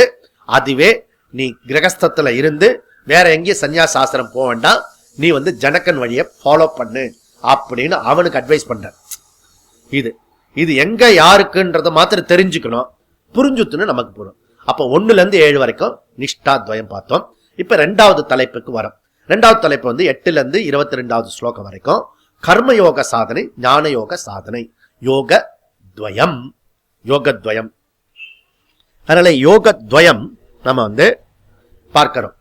இப்போ சந்நியாசாம் கர்மணாம் கிருஷ்ண புனர்யோகஞ்ச சம்யசி யத்ரேயேதேரேகம் தன்மே ப்ரூகி சுனிச்சிதம் அப்படின்றார். கிருஷ்ணர் என்ன சொல்றாருன்னா, சந்தேகம் இவனுக்கு கேள்வி கேட்டதுனால ஃபர்தரா டெவலப் பண்ணிட்டு இப்பதான் கர்மயோகத்தையும் ஞான யோகத்தையும் சொன்னார். கர்மயோகத்தை 3வது அத்தியாயத்தில் சொன்னாரு, 4வது அத்தியாயத்தில் ஞான யோகம் சொன்னாரு. திருப்பி 2 விதமான சாதனை எதுக்கு அப்படி நீங்க கேட்பீங்க. முகத்தை பார்த்தாலே தெரியுத. எப்படி திருப்பி வந்து யோகத்வயம் சொல்றாரு, கர்மயோகம் ஞான யோகம் அப்படி நீங்க கேட்கறது தெரியுது. அதனால இங்க இவன் கேட்டான், இங்க ஒரு 5வது கேள்வியில அத்தியாயத்தில் ஃபர்ஸ்ட் எடுத்தோன்னு கேட்டான், நீங்க வந்து எனக்கு திருப்பி கேட்கிறான், எனக்கு நிச்சயமா சொல்லுங்க, தன்மே ப்ரூகி சுநிச்சிதம் அப்படின்னா எனக்கு எது சொல்றேன் அப்படி சொல்றேன். அப்போ இதுல இருந்து நமக்கு என்ன சொல்ற, இங்க அதனால கிருஷ்ணர் வந்து இதனுடைய 3வது 4வதுல அதுல சொல்லிட்டார், ஏற்கனவே சொல்றார். அதனால திருப்பி ஃபர்தரா இந்த கர்மயோகத்தையும் ஞான யோகத்தையும் இங்க சொல்றார். பிரம்மன் யதாய கர்மாணி சங்கம் தெக்த்வா கரோதியா லிப்யதே நச பாபேன பத்மபத்ரமிவாம்பச. அர்ஜுனா, காயேன மனசா புத்தியா கேவலைரிந்திரியைஹி அபி யோகினஹ கர்ம குர்வன்னந்தி சங்கம் தெக்த்வா ஆத்மசுத்தையே அப்படி சொல்றார். முழுக்க முழுக்க செயலில் ஈடுபடு. அதனால இப்ப அர்ஜுனன் கேட்கிறான், செயல்ல ஈடுபடுறதுனால பந்தப்படுத்தும். செயல் என்றது பந்தப்படுத்தக்கூடியது. யாருக்கெல்லாம் வந்து இந்த ஆன்மீகத்துல கொஞ்சம் விஷயம் தெரிஞ்சிருக்கோ அவங்களுக்கு வந்து இந்த விஷய ரீதியாவே இதுல கஷ்டம் இருக்கும். சில பேர் வந்து கர்மத்தை விட்டுட்டா நல்லா இருக்கும், அதுக்காக லேசி ஃபெலோ, அதுக்காக இல்ல. இங்க விஷயம் தெரிஞ்சு கர்மம் நம்மள பந்தப்படுத்தும். பந்தப்படுத்துற கர்மத்தை எதுக்கு இன்ட்ரெஸ்ட் காட்டணும்? இங்க கிருஷ்ணர் சொல்றது ஆக்ஷன் பந்தப்படுத்தாது, ஆட்டிடியூடு தான் பந்தப்படுத்துறது. ஆட்டிடியூட மாத்திட்டினா சரியா போயிடும். ஈஸ்வர அர்ப்பண புத்தியோட நீ செய்யக்கூடிய செயல்லாம் பண்ணிட்டினா அந்த செயல் வந்து பந்தப்படுத்தாது. இதுதான் கர்ம ரகசியம். ஈஸ்வர அர்ப்பணம் பண்ணாத கர்மம் இருக்க செயல், அது நம்மள பந்தப்படுத்தும். புரியுறதோ? நம்ம கர்மா பிளஸ் அகம் இருக்க அகங்காரம், அது பந்தப்படுத்தும். கர்மா பிளஸ் ஈஸ்வரா, அந்த செயல் பந்தப்படுத்தாது. இதுதான் கர்மத்தில் இருக்க ஒரு ஈஸியான விஷயம். யுக்த கர்ம பலம் தெக்த்வா சாந்தி மாப்னோதி நைஷ்டிகம் அயுக்த காமகாரேன பலே சக்தோ நிபத்யதே. ஆக்ஷன் நம்மள பந்தப்படுத்தாதப்பா, ஆட்டிடியூட் தான் பந்தப்படுத்தும். அப்ப பாவனை வந்து ரொம்ப ரொம்ப முக்கியம். அந்த பாவனை ஈஸ்வர பாவனையோட கர்மயோக செய். அதோட நிறுத்திடாத, ஃபர்தரா டெவலப் பண்ணிட்டு போ. ஞான யோகத்துக்கு போ. நைவ கிஞ்சித் கரோமீதி யுக்தோ மன்யேத தத்வவித் பஷ்யன் ஸ்ருண்வன் ஸ்பிருஷன் ஜிக்ரன் அசன் சத்சன் ஸ்வபன் ஸ்வசன் பிரலபன் விசுருஜன் கிருஷ்ணன் உஷ்மின் நிமிஷன் அபி இந்திரியாணி இந்திரியார்த்தேஷு வர்த்தந்தே இது தாரயன். ஞான யோக கஷ்டன்றதை காட்டுறீங்க. பஷ்யன் ஸ்ருண்வன் ஸ்பிருஷன் ஜிக்ரன் அப்படின்னா என்ன அர்த்தம்னா, நீ நடக்கிறது, நீ பேசுறது, நீ சாப்பிடுறது, நீ மூச்சு விடுறது, எந்த செயல் பண்ணாலும் அகம் நைவ கரோதி, நான் செய்யல. வேற எது செய்யறதா? இந்திரியார்த்தேஷு இந்திரியா, இந்திரியங்கள் செய்யறத அதை நான் செஞ்சேன்னு சொன்ன என்ன அர்த்தம்? புரியுதா? அப்போ வந்து நான் வந்தேன் அப்படி சொன்ன, நான் வந்தேன். இப்ப நான் சரீரத்தோடு வந்தது நான் வந்தேன்னு சொல்றோம். புரியுதா? இப்ப வந்து உடம்புக்கு ஜுரம் வந்திருக்கு அப்படி சொல்லும் போது அது ஆப்ஜெக்டா சொல்றோம். ஒரு இடத்துல சப்ஜெக்டா சொல்றோம், ஒரு இடத்துல ஆப்ஜெக்டா சொல்றோம். புரியுதா உங்களுக்கு? இதுதான் கஷ்டம். நம்ம இதுல எப்ப ஆப்ஜெக்ட் ஆயிடுச்சோ அது சப்ஜெக்ட் ஆக முடியாது. நம்ம ரெண்டுத்தையுமே கன்ஃபியூஸ் பண்றோம். என் மனசு இப்போ எனக்கு கஷ்டமா இருக்கிறது அப்படி சொல்றோம். என் மனசு அது ஆப்ஜெக்ட். என் மனசுனா நான் வேற, ஆப்ஜெக்ட் மைண்ட். நானே ரொம்ப கஷ்டத்துல இருக்கேன் அப்படி சொல்லும்போது சப்ஜெக்ட் ஆயிடும். ஆப்ஜெக்ட் எப்படி சப்ஜெக்ட் ஆகும்? புரியுதா? அதனால யார் இதை உணர்ந்துட்டானோ அவன் ஞானி. வாயில சொல்றது இல்லை இது. இன்னில இருந்து கூட இப்படியே சொல்லலாம், அப்படி இல்லை, இல்ல தப்பு கூட பண்ணலாம், அது கிடையாது. புரியுதா? இது ஞானம் வரணும், அறிவாகணும் அப்படி சொல்ற. அப்ப ஞான யோகம், இந்த அறிவு எதனால ஏற்படும்? ஆத்மா என்னுடைய சொரூபம். என்னுடைய சொரூபம் இந்த பாடி மைண்ட் கிடையாது. நான் யாரு? ஆத்ம சைத்தன்யம். அப்படி 2வது அத்தியாயத்துல அவர் முடிவு பண்ணிட்டார். அதை தான் சொல்றார். அந்த ஆத்ம சைத்தன்யத்தை விரிவா இங்கேயும் பகவான் சொல்றார். நவத்வாரே புரி தேகி நைவ குர்வன்ன காரயன் நகர்த்தத்ருத்வம் ந கர்மாணி லோகஸ்ய ஸ்ருஜதி பிரபு ந கர்ம பல சம்யோகம் ஸ்வபாவஸ்து பிரவர்த்ததே நாதத்தே கச்யசித் பாபம் நச்சைவ சுக்ருதம் விபுகு அஜ்ஞானேனாவிருதம் ஞானம் தேனே முக்ஷந்தி ஜந்தவகா. இப்படி சொல்லிட்டே போறார். இதெல்லாம் ஞான யோகத்துக்கான ஸ்லோகம். அப்போ ஞான யோகத்துல நீ எப்படி சொல்ற, இந்த சரீரத்துல இருக்கிற தேக அபிமானம் இருக்க, அதுல இருக்கிற வரைக்கும் உனக்கு அபூர்ணத்துவம் இருக்கும், குறைவு இருக்கும். குறைவு இருக்கிறதுனால என்ன அர்த்தம்? காமன்னு அர்த்தம். டிசைர் இருக்கும். குறைவு இருக்கிறதுனால டிசைர், காமம் உண்டாகும். காமம் இருக்கிறதுனால கர்மம் இருக்கும், செயல் இருக்கும். கர்மம் இருக்கிறதுனால கர்ம பலம் இருக்கும். கர்ம பலம் இருக்கிறதுனால பாவ புண்ணியம் இருக்கும். இந்த பாவ புண்ணியத்தினால ஜன்மா இருக்கும். அதனால இந்த சைக்கிள் நமக்கு கண்டினியூஸ் ஆகும். இந்த ஜன்மா பாவ புண்ணியத்தினால நமக்கு பிறப்பு இருக்கும். திருப்பி பிறப்பு இருக்கிறதுனால அந்த சரீரத்தில் அபிமானம் இருக்கும். அந்த அபிமானம் இருக்கிறதுனால அபூர்ணத்துவம். அபூர்ணத்துவம் லீட் டு காம. காம lead to karma. Karma lead to கர்ம பலம். கர்ம பலம் லீட் டு ஜன்மா. புனரபி ஜனனம் புனரபி மரணம். இதெல்லாம் எங்க வந்தது? ஆத்ம அஜ்ஞானம். நான் யாருன்னு தெரியாம சரீரத்தை நானு நினைச்சிருந்த அந்த விளைவு. அகம் ஆத்ம சைத்தன்யம் அது நமக்கு தெரிஞ்சுனா இதெல்லாம் இருக்கும். அப்ப அபூர்ணத்துவம் நாஸ்தி, காமகா நாஸ்தி, காம நாஸ்தி, கர்மகா நாஸ்தி, கர்மக நாஸ்தி, புனர்ஜென்ம நாஸ்தி. அதுதான் மோட்சம். பஷ்யன் அப்படிப்பட்டவன் எப்படி இருப்பான்? பஷ்யன் ஸ்ருண்ணன் கச்சன். எது செய்யறானோ அதெல்லாம் இந்திரியாணி இந்திரியார்த்தேஷு வர்த்தந்தே. அதெல்லாம் இந்திரியங்கள் செய்யறது. புலன்கள் புலன்களுடைய வேலை. நான் கிஞ்சித்து ஏவ ந கரோமி, கொஞ்சம் கூட நான் எதுவும் செய்யறதில்ல அப்படின்றது வரும். அப்ப இதுதான். அப்போ இந்த முறைய அகம் ஆத்மா, அகம் நைவ கிஞ்சித் கரோமி. இது கிரகஸ்த ஞானி சொல்லலாம், சன்னியாசி ஞானி சொல்லலாம். இதுக்கு ரைட்ஸ் இருக்கிறது. முக்கியமா என்ன? அகம் பிரம்மாஸ்மி ஞானம் நமக்கு இருக்கணும். இருக்கிறது ஒரே ஒரு புவர் ஆத்மா. அது அஜ்ஞானிகளுக்கும் அதே ஆத்மா, கிரகஸ்தாலுக்கும் அதே ஆத்மா, சன்னியாசிக்கு அதே ஆத்மா. அந்த ஆத்மா ஒரே ஆத்மா நான் புரிஞ்சுக்கணும். அதுதான் ஆத்மா. எப்படிப்பட்டது? பூர்ணகா. அது என்றும் உள்ளது, பூர்ணமானது. அதை செஞ்சுட்டா நமக்கு எந்த வித விஷயம். அது முதல்ல ஆத்மாவுக்கு இந்த சரீரத்துக்கு தான் வர்ணாசிரமெல்லாம் இருக்கிறது. புரியுதா? மனசு கூட வர்ணாசிரம் கிடையாது. ஏன்னா ரொம்ப வருஷமா ரொம்ப ஜென்மமா வந்துட்டு இருக்கிறது. ஒவ்வொரு பிறவி எடுத்து ஒவ்வொரு ஜாதியில பிறந்து ஒவ்வொரு தேசத்துல பிறந்து வந்திருக்காது. ஒவ்வொரு குரூப் 84 லட்சம் குரூப்ல ஏதோ ஒரு குரூப்ல இருந்து வந்திருக்கிறது அந்த சூக்ஷ்ம சரீரம். இப்ப அடிச்சிருக்க இந்த ஸ்தூல சரீரம் இருக்க, அதுல தான் இது வந்திருக்கிறது. ஆத்மா எப்படிப்பட்டது?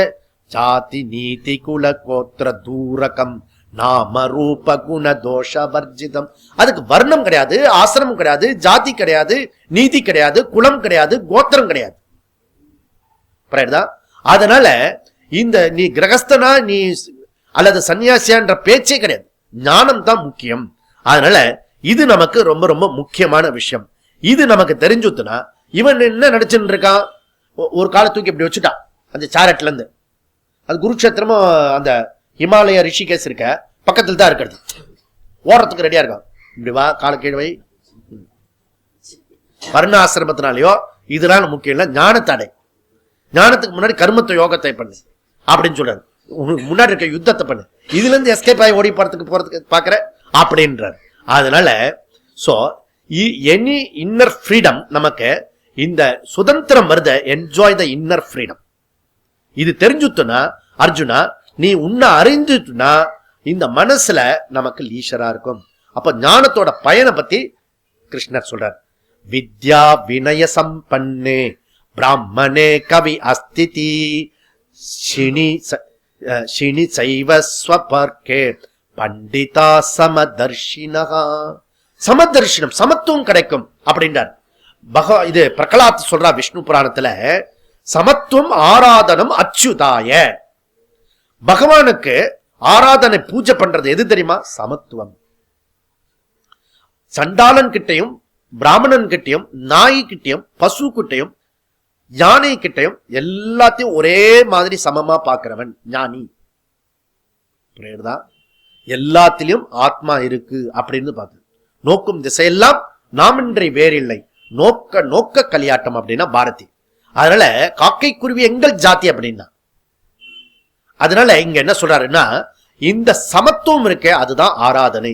பூஜை செய்யறது இருக்க, கற்பூரம் ஏத்துறது, வடை பாயசம் பண்றதெல்லாம் முக்கியம் இல்ல. இது முக்கியம். நீ பூஜை பண்ண பண்ண எல்லாரையும் சமமா பார்க்கணும், விரோதமா பார்க்க கூடாது, பேத புத்தி இருக்கக்கூடாது அப்படி சொல்றார். அதனால இதுதான் நமக்கு முக்கியமா சொல்றார். இந்த இதுல வரக்கூடிய பலன் என்ன? ஞானத்தினுடைய பலன் இவனுக்கு சமத்துவ புத்தி கிடைக்கும், சமத்துவம் கிடைக்கும். அது மாத்திரம் இல்ல, இவனுக்கு ந பிரகாஷ்யந்தி பிரியம் பிராப்பிய நோத் விஜேத் பிராப்பிய சாப்பிரியம் ஸ்திர புத்தி சம்மூடாக பிரம்மவித் பிரம்மணி ஸ்திதா. பியூட்டிஃபுல் ஸ்லோகம். பிரம்மவித் பிரம்மணி ஸ்திதா பிரம்ம வேத பிரம்மைவ பவதி. அப்ப இவன் பிரம்மத்தை தெரிஞ்சுன்னா பிரம்மனா ஆக முடியும் அப்படின்றார் கிருஷ்ணர். பிரம்மாத் பிரம்மவித் பிரம்மணி ஸ்திதா. பிரம்மத்தை இந்த ஞானத்தை அடைஞ்சுட்டுனா நீ பிரம்மனாக முடியும். அது மூலியமா என்ன ஆகிறது? உனக்கு ராகத்வேஷத்திலிருந்து அபாவகா, உனக்கு காமக்ரோதத்திலிருந்து நீ விடுபடலாம், விருப்பு வெறுப்புல இருந்து நீ வெளிப்படலாம். இந்த உலகம் நமக்கு விருப்பு விருப்பத்தை கொடுக்கறது நினைச்சுட்டு இருக்கோம். இவங்கெல்லாம் எனக்கு விருப்புக்குரியவர்கள், இவங்கெல்லாம் வெறுப்புக்குரியவர்கள். உலகத்துல விருப்பு வெறுப்பு கிடையாது, உன்னுடைய மனசு தான் இதுக்கு காரணம். அந்த மனசை பக்குவப்பட்டுனா விருப்பு வெறுப்பு நம்ம போயிடுறது. அதனால என்னுடைய சொரூபம் எப்படிப்பட்ட சொரூபம்? அது ஆனந்த சொரூபம். என்னுக்கே ஆனந்த சொரூபம் இருக்கு. இவங்க வர்றதுனால எனக்கு சந்தோஷம், இவங்க போனதுனால எனக்கு துக்கம் அப்படி கிடையாது. நம்ம வாழ்க்கையில் எப்படி இருக்கும்? சில பேர் வந்தா சந்தோஷம், சில பேர் நம்ம விட்டு போயிட்டா சந்தோஷமா இருக்கும். இவன் வந்துட்டானா இவன் போயிட்டானா சந்தோஷமா. சில சொந்தக்காரங்கள்லாம் பா இவன் வரக்கூடாது வரக்கூடாதுன்னு அவன் தான் வந்து நிப்பா முன்னாடி. புரியறதில்ல? அதனால இது ரொம்ப முக்கியமான இருக்கிறது. அதனால இதுதான் சொல்றது, இதுக்கு பேரு ஜீவன் முக்தின் பேரு. நம்ம உயிர் வாழ்ந்துட்டு இருக்கும் போதே உலகத்துல இருக்கிற எந்த விதமான பாதிப்பு இல்லாத நிலையில இருக்கும். யாருடைய பிஹேவியர்ஸை நம்மள பாதிக்காது. இதுதான் ஜீவன் முக்தி. நீங்க யோசிச்சு பார்த்தாலே ஆனந்தமா இருக்கும். இப்ப யோகத்வயம் இதோட முடிஞ்சது. கர்மயோகம், ஞான யோகம். இனி கடைசி தலைப்பு நம்ம பார்க்க போறோம். அது என்ன? சாதனானி. 23 ஸ்லோகத்துல இருந்து 29வது ஸ்லோகம் வரைக்கும் இங்க சொல்றாரு. இந்த 5வது அத்தியாயத்துல இது ரொம்ப சின்ன ஸ்லோகமா இருக்கிறது.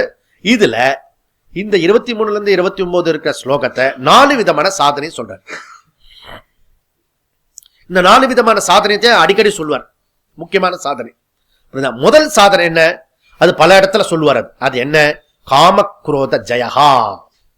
நம்பர் 1.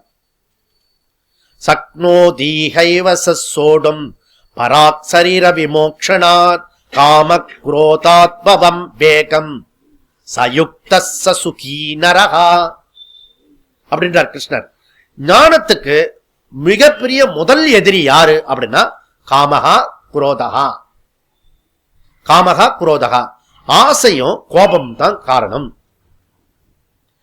ஏற்கனவே 3வது அத்தியாயத்துல இதனுடைய விஷயத்த சொல்லிட்டார். எது மனுஷனுக்கு பெரிய தடை? பலவந்தமா இழுத்துட்டு போறது.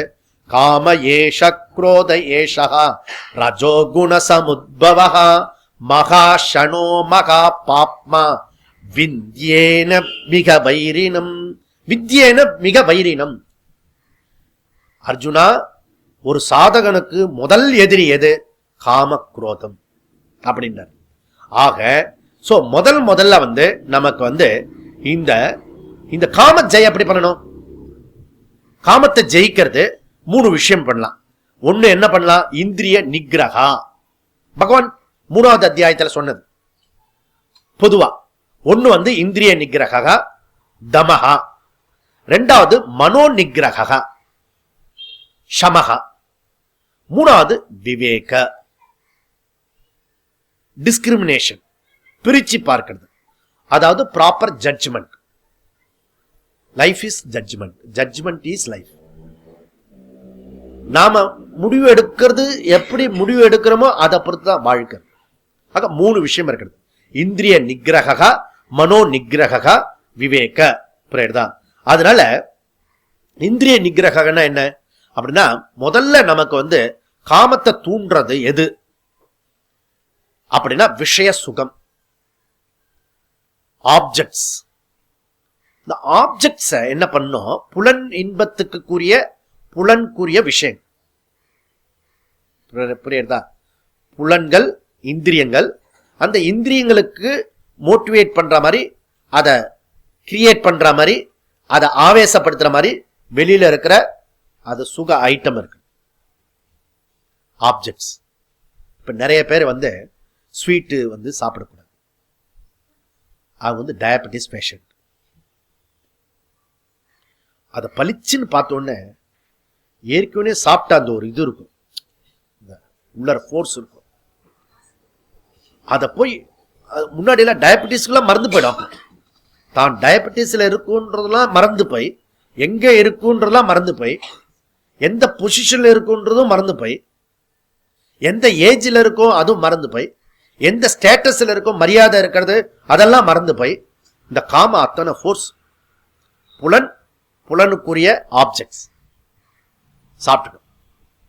சாப்பிட்டு முடிக்கும் போது யாராவது நமக்கு தெரிஞ்சவங்க வந்து டயபெட்டிஸ் நீ ஏன் சாப்பிட்டேனே, இருக்கிற உயிர் எத்தனை நாள் இருக்கோ இருந்துட்டு போகும். புரியுதுல? இது நிறைய பேர் கட்டுப்பாடு இல்ல. சிட்டுக்குருவிக்கு என்ன கட்டுப்பாடு? சிட்டுக்குருவிக்கு கட்டுப்பாடு வேணாம், மனுஷனுக்கு கட்டுப்பாடு வேணும். புரியுதுல? அதனால நாக்கு அடக்கணும். அதுக்கு என்ன பண்ணணும்னா, முதல்ல அந்த பொருளை நம்மளை மோட்டிவேட் பண்றது இல்லையா, கவர்ச்சியா இருக்கிறத, அதுலேருந்து விலகி இருக்கும். ஸ்தூலமா விலகி வச்சுக்கணும். டிஸ்டன்ஸ் கீப் அப் பண்ணணும். ஃபர்ஸ்ட் நான் எல்லாத்தையும் திறந்துட்டேன் எல்லாம் பார்த்துருவேன் முடியாது. ஃபர்ஸ்ட் லெவல் இது. ஃபர்ஸ்ட் லெவல் எனக்கு எதெல்லாம் வந்து பலகீனம் இருக்கிறத முதல்ல அதை கண்டுபிடிக்கணும். எதெல்லாம் எனக்கு வீக்கா இருக்கேன், பலகீனமா இருக்கேன், அந்த ஐட்டத்துக்கிட்டலாம் நம்ம உறவே வச்சுக்கூடாது. டிஸ்டன்ஸ் கீப் வச்சு ரொம்ப இம்பார்ட்டன்ட். அந்த மாதிரி சுச்சுவேஷன் வந்துன்னா அப்படியே மெதுவா நைஸா வெளியில வந்துடணும், விலகி போய். அதுதான் உத்தம். அதுல போய் ஃபைட் பண்ணியும் நன்னா அடி வாங்கி.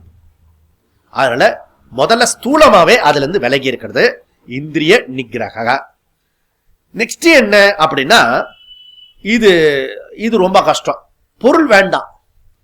ஏற்கனவே சுவைச்ச பொருள், அனுபவிச்ச பொருள் இருக்க, அனுபவிக்காத பொருள் இன்னும் கஷ்டம். அனுபவிக்காத பொருள் ஏற்கனவே சில பேர் சொல்லியிருப்பான், மோட்டிவேட் பண்ணிப்பான், அதை நினைச்சு ஆசைப்பட்டு இருப்போம். ஆசையே துன்பத்துக்கு காரணம். மனசுக்குள்ளர அந்த ஆசைப்படும்.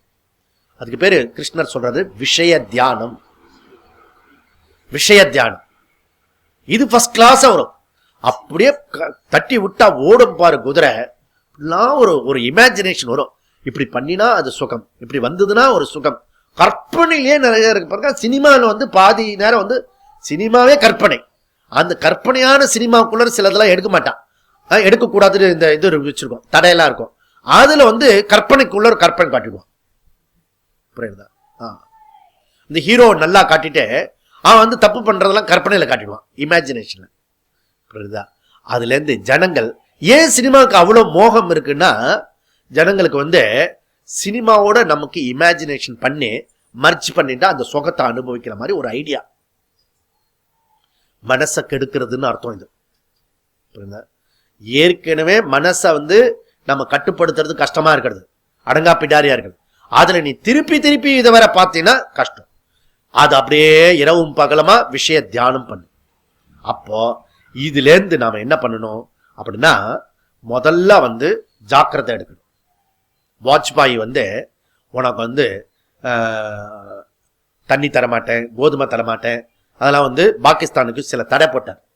ஆகாய விமானம் இந்த பக்கம் அந்த பக்கம் வரக்கூடாது, அதெல்லாம் சொன்னார் இல்லையா? அது போல ஃபர்ஸ்ட் தடை, நம்ம தடா ஃபர்ஸ்ட் மைண்ட்ல என்ன பண்ணணும் தடா அப்படின்னா, சங்கல்பத்தை தடா பண்ணணும். ஏன்னா சங்கல்ப ஜாயத்தை விஷயான் பும்சகா. விஷய தியானம் வரத்துக்கு முன்னாடியே சங்கல்பம் வரும். அந்த சங்கல்பத்தை அங்க போய் அந்த இடத்துல கார்னர்ல போய் எந்த இடம் இருக்கிறதோ அங்க போய் நம்ம பிரேக் பண்ணணும். புரியுதா? சங்கல்பத்தை பிரேக் பண்ண விஷய தியானம் வராது. விஷய தியானம் வந்தா அந்த டிசையர்ஸ் உற்பத்தியே ஆகாது. இப்போ நம்ம மனசுக்குள்ள 2 விதமான வாசனை இருக்கு, சுப வாசனை, அசூப வாசனை. இந்த அசூப வாசனைய நம்ம மனசுல இருந்து எப்ப வருதோ உடனடியா என்ன பண்ணோம், சுப வாசனைக்கு வரும். இந்த அசூப வாசனைக்கு ஓட்டு போடக்கூடாது.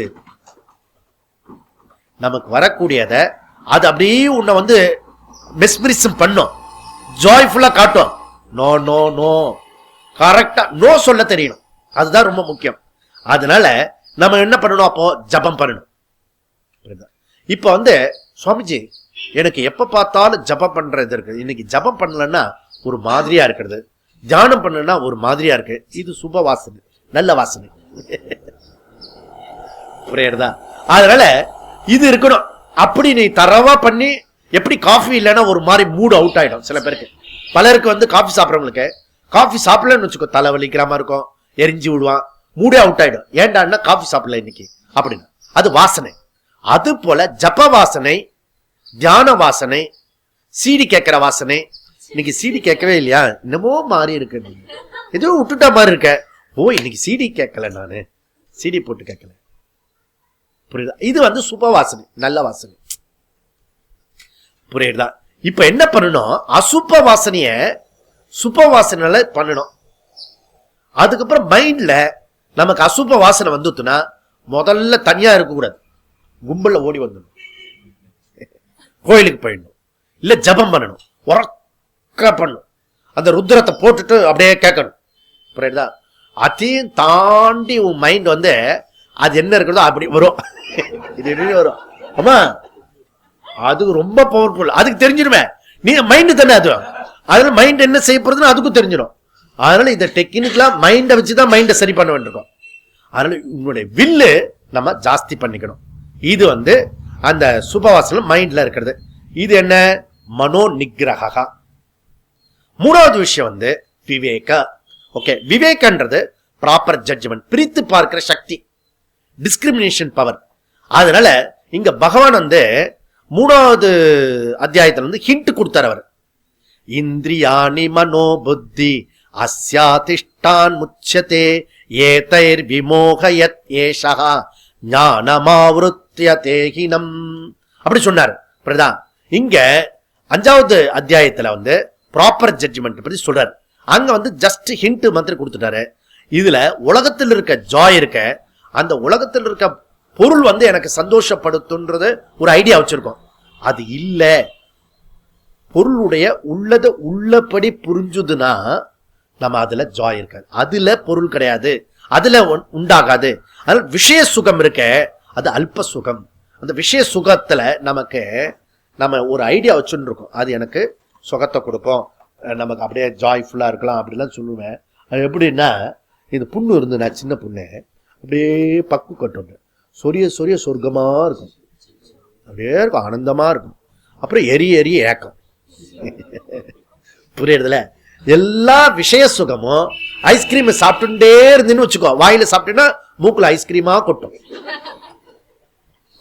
எனி சுகம் அது ஈக்குவலண்டா நமக்கு துக்கத்தை கொடுக்கும். அதனால இங்க என்ன சொல்றாருன்னா, விவேக, அதை திங்க் பண்ணிப்பார், யோசிப்பார். உலகத்தில் இருக்க பொருள் உனக்கு சுகம் கொடுக்கறது இல்ல. ஏன்னா அதனுடைய ஃபேக்ட் இருக்க 3 விதமான ஃபேக்ட்.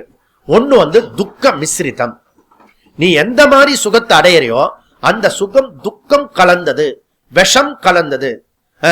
அந்த இப்ப சிகரெட் இருக்குன்னு, சிகரெட்டை ஒரு பஃப் இழுக்கும் போதும் சுருள் சுருளா விட்டேன்னு வச்சுக்கோ, ஆனந்தமா இருக்கும். ஹார்ட் ஏற்கனவே ப்ராப்ளம், லங்ஸ் இதெல்லாம் அந்த பக்கத்துல இருக்க செஸ்ட் முழுக்க அவுட் ஆயிடும். புரியுதுல? அதனால துக்கம் மிஸ்ரிதம். அது மாதிரி ஏவி துக்கம் மிஸ்ரிதம், ஆர்ஜனே துக்கம், ரக்ஷனே துக்கம். ஒரு பொருளை அடையறதும் துக்கம், அதை வச்சு காப்பாத்துறதுக்கு துக்கமா துக்கம். அந்த பொருள் ஒரு நாள் நாசமாயிடும். எண்ணி பொருள் நாசமாயிடும், உயிருள்ள பொருளும் உயிரற்ற பொருளும் ரெண்டுமே நாசமாயிடும். நீ யாரு மேல ரொம்ப வந்து க்ளோஸா அப்படி இருக்கியோ அது ஒரு நாள் நாசமாயிடும். ஒண்ணு நான் நாசமாயிடும், இல்லாட்டி அது நாசமாயிடும். ரொம்ப க்ளோஸா இருந்தா ரொம்ப துக்கம் அதிகமாகும். அப்பவே கொஞ்சம் அதிகமா சண்டை போட்டு ஒழிஞ்சா விடு அப்படி இருக்கும், அதுல கொஞ்சம் சந்தோஷம் வேணா இருக்கும். அதனால இதுல ரக்ஷனே துக்கம், இது இருக்கிறதுல ரக்ஷனே துக்கம் தான் ஜாஸ்தி. மெயின்டெனன்ஸ் இருக்க, எனிதிங் மெயின்டெனன்ஸ் துக்கம். நம்ம வந்து சில பேர் உறவை வந்து அப்படியே கண்டினியூ பண்றதுக்காக மெயின்டைன் பண்ணிட்டு இருப்போம். நம்ம எப்படியோ பண்ணுவோம், ஆனா தப்பா போயிடும். மெயின்டைன் பண்றது கஷ்டம். நான் இப்ப என்ன சொல்றேன், நான் அப்படி சொல்லல ப்ளீஸ் அப்படின்னு. மெயின்டெனன்ஸ் பண்றது ரொம்ப கஷ்டம் அது. புரியுதா? ஏன்னா எதிர்த்தாலும் மூடு வந்து சரியா இருக்கிறது இல்ல, நம்ம மூடும் சரியறது இல்ல. எப்பயாவது அந்த மூடும் அவுட் ஆயிடுச்சுன்னு வச்சுக்கோ, அவுட் ஆயிடும், ரிலேஷன்ஷிப் அவுட். அப்ப மெயின்டைன் பண்றது ரொம்ப கஷ்டம் அது. அப்ப எனி ரிலேஷன்ஷிப், எனி சம்பந்தம், அது வந்து நமக்கு துக்க மிஸ்ரிதம். யோகி சம்ஸ்பர்ஷஜா போகாகா துக்கயோனய ஏவதே ஆத்யந்தவந்த கௌந்தேய நதேஷு ரமதே புதஹா. கிருஷ்ணர் சொல்றார், அது ஆதி அந்தம் ரெண்டுமே துக்கம் தானா. ஆரம்பம் துக்கம், கடைசியும் துக்கம். தெரியுது இல்ல நமக்கு, புரியுதா? ஏன்னா ஆதி எப்படி துக்கமாகும்? அந்த பொருள் அடையறதுக்கு பட்ட வேதனை இருக்க துக்கமோ துக்கம். அந்தம் அது நம்ம விட்டு போச்சுன்னா அதை விட துக்கம். நம்ம ப்ராடக்ட் நம்ம கிட்ட போயிடுச்சுன்னு வச்சுக்கோ, நான் பண்ணினது போயிடுச்சுன்னு கஷ்டமா இருக்கும். இதே விஷயம் யாருக்கா போச்சுன்னு வச்சுக்கோ, தெளிவா சொல்லும், வந்தது போகும், நொந்தது சாகும். இதுக்கே போய் கேவலப்படுற விட்டு நம்ம சொந்த பொருள்னா அது கஷ்டமா இருக்கும், புரியுதுல? அதனால துக்க யோனின்ற ஐஸ்கிரீம் சாப்பிட்றது துக்கம் சொல்லல, என்ன புரிஞ்சுக்கணும்? ஐஸ்கிரீம் சாப்பிட்றது துக்கம் சொல்ல, துக்க யோனி, அந்த சுகத்துக்குள்ள துக்கம் ஒளிஞ்சின்றிருக்குன்னு சொல்ற. நீ எந்த சுகத்தை அனுபவிக்கிறியோ அந்த சுகத்துக்குள்ள துக்கம் ஒளிஞ்சின்றிருக்கு, கண்டிப்பா அதை நீ அனுபவிச்சுதான் ஆகணும். இது ஸ்டேட்மெண்ட். எந்த ஒரு இடத்துல சுகத்தை அனுபவிக்கிறீங்களோ அந்த இடத்துல வட்டியும் முதலமா அது துக்கத்தை கொடுத்துட்டு போகும். இது ஸ்டேட்மெண்ட், உண்மையிலே இருக்கிறது, சத்தியம் இது. அதனால நீ எதுல சுகத்தை அனுபவிக்கிறது போறியோ அதுல மீடியமா சுகத்தை அனுபவிச்சுன்னா துக்கம் மீடியமா இருக்கும். அதுல அதிகமா உள்ளர இன்வால்வ் பண்ணி செஞ்சுன்னா அதுக்கு தகுந்தா போல வட்டியமான. இது துக்க மிஸ்ரிதம். இந்த ஃபேக்டை நம்ம யோசிச்சோம்னா அதுல இருந்து நம்ம வெளியில வரும். காம ஜயக பத்தி பேசிட்டு இருக்கோம். செகண்ட் என்ன? அதிருப்திகரத்துவம். எந்த ஒரு விஷயமும் நம்மளை திருப்தி பண்றதுக்கு வெளியில இருக்கிற பொருள்னால முடியவே முடியாது. எவ்வளவு நீ பண்ணு அது முடியாது. இத்தனை வருஷமா நான் பண்ணிட்டு இருக்கேன்னு இந்த ஒரு தடவை என்னை விட்டுடேன், அவ்வளவுதான்.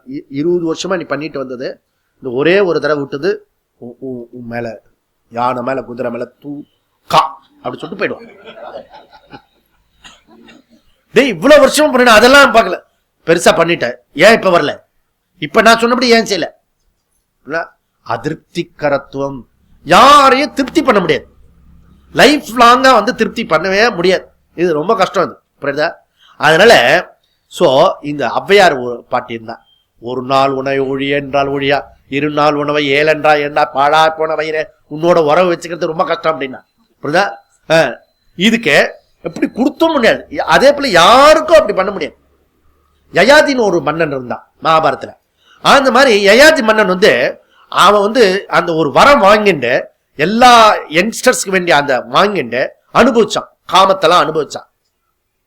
அவன் கடைசியில ஒரு ஸ்டேட்மெண்ட் கொடுத்தான், இத அனுபவிச்சு தீர்க்க முடியாது, அறிவுல புரிஞ்சு விடணும் அப்படின்னு சொல்லிட்டு யயாதி. நானும் யயாதி மாதிரி போயிட்டு வரேன் ஜி அப்படின்னா என்ன சொல்றது? தொட்டா சுடும்னா புரிஞ்சுக்கணும், நான் தொட்டுதான் சுட்டுதான் பார்ப்பேன், பட்ட அறிவு அது அறிவீனம். அது அக்கம் பக்கம் பார்த்துட்டு அதிருப்திகரத்துவம், இது புரியறதுனால காமத்தை ஜெயிக்க முடியும். 3வது விஷயம் என்ன? பந்தகத்துவம். எந்த ஒரு பொருளை நம்ம அனுபவிச்சுட்டு இருக்கோமோ அது நம்மளை அடிமைப்படுத்திடும். லௌகிகத்துல இந்த மெட்டீரியல் வேர்ல்டுல முன்னாடி நான் தனியாவே நடந்து போயிட்டு இருந்தேன், இப்போ எனக்கு சைக்கிள் இல்லைன்னு வச்சுக்கேன், என்னால போகவே முடியாது அப்படி சொல்லு. இப்ப லௌகீகத்துல பார்த்தா அவன் நடந்து போயிட்டு இருந்தான், சைக்கிள்ல இப்ப போயிட்டு இருக்கான், இம்ப்ரூவ்மெண்ட் மெட்டீரியல். ஆனா வேதாந்தத்துல என்னன்னா நாம இப்போ சைக்கிள் இல்லாம என்னால முடியாது, பந்தப்படுத்துறது.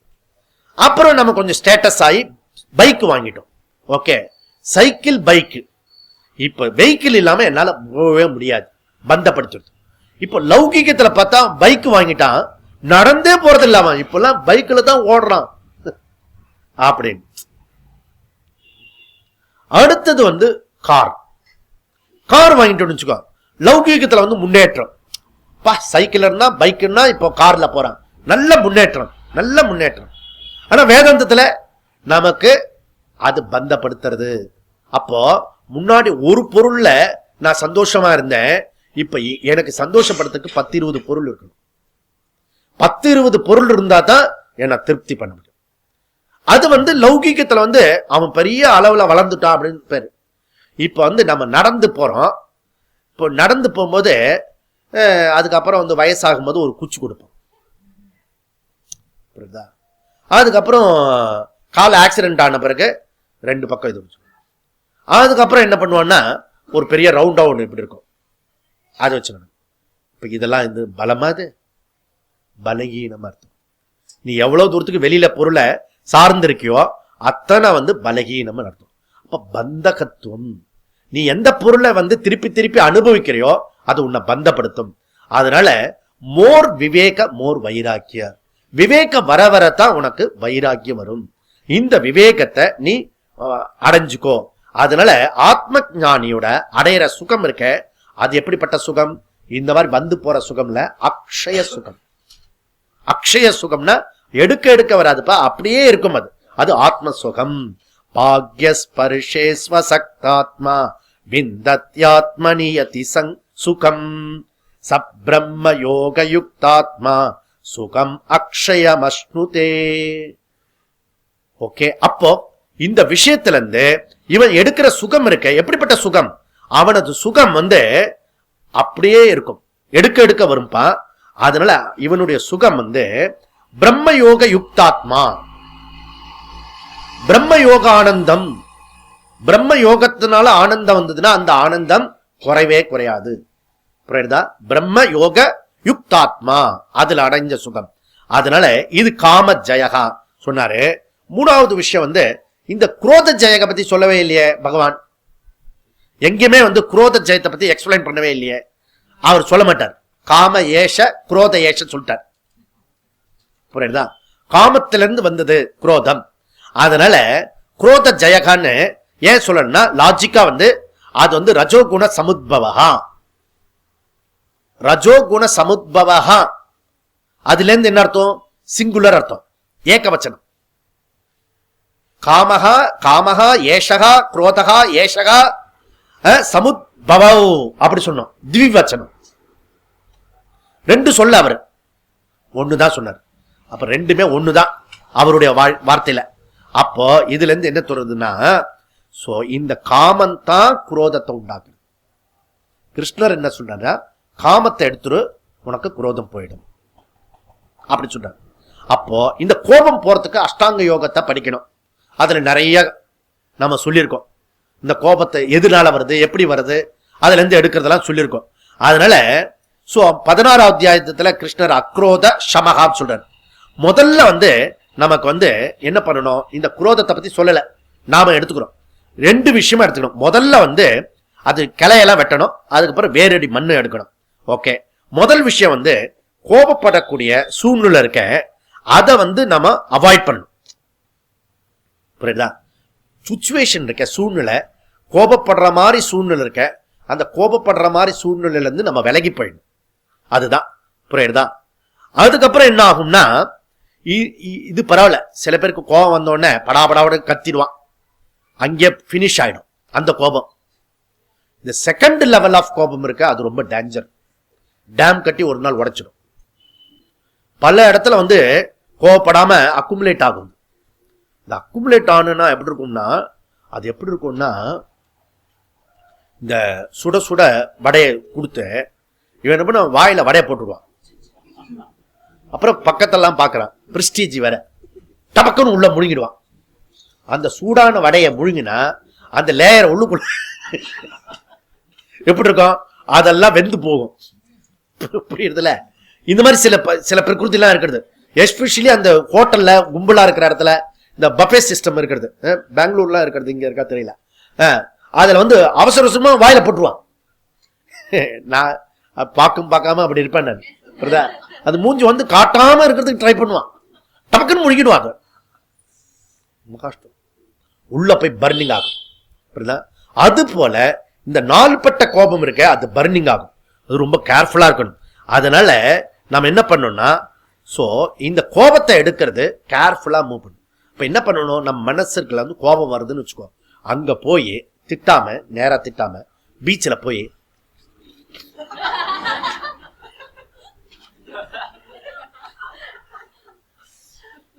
ஒரு பேப்பர் எடுத்துக்கோ, இதெல்லாம் மற்றவங்களுக்கு தெரியக்கூடாது, அது என்னெல்லாம் உனக்கு எழுத முடியும் திட்டிட்டு கீழ்ச்சி போட்டுடும். அப்போ மனசு வந்து ஆறிப்படும், திட்டிட்டு நல்லா திட்டிட்டு. ஏன்னா அந்த கோபம் இருக்கு, அத்தனை கஷ்டம். இது கோபத்துல இருந்து விலகி வரணும், மனசுல வந்து கோபத்தை தங்க வச்சிடக்கூடாது, இதெல்லாம் பண்ணணும். ஆனா கிருஷ்ணர் என்ன சொல்றாரு, அது வேறடி மண்ணு எடுக்கிறதுக்கு ஏன் இதுல இருந்து உற்பத்தி ஆகுது, காமத்துல இருந்து உற்பத்தி ஆகுறது.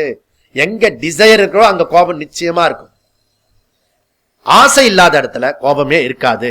அப்ப நம்ம அதை எடுக்கணும், காம ஜெய பண்றது மூலியமா இதை எடுக்கணும். ஓகே, அப்போ நான் எப்படிப்பட்டவன், அகம் கோபிஸ்மி அப்படி சொல்லக்கூடாது. ஓகே, அகம் சாந்தோஸ்மி சொல்லணும். அது எதனால வரும், அகம் பிரம்மாஸ்மி. அதனால இது வந்து சொன்னாரு, இது ஃபர்ஸ்ட் லெவல் ஆஃப் சாதனா.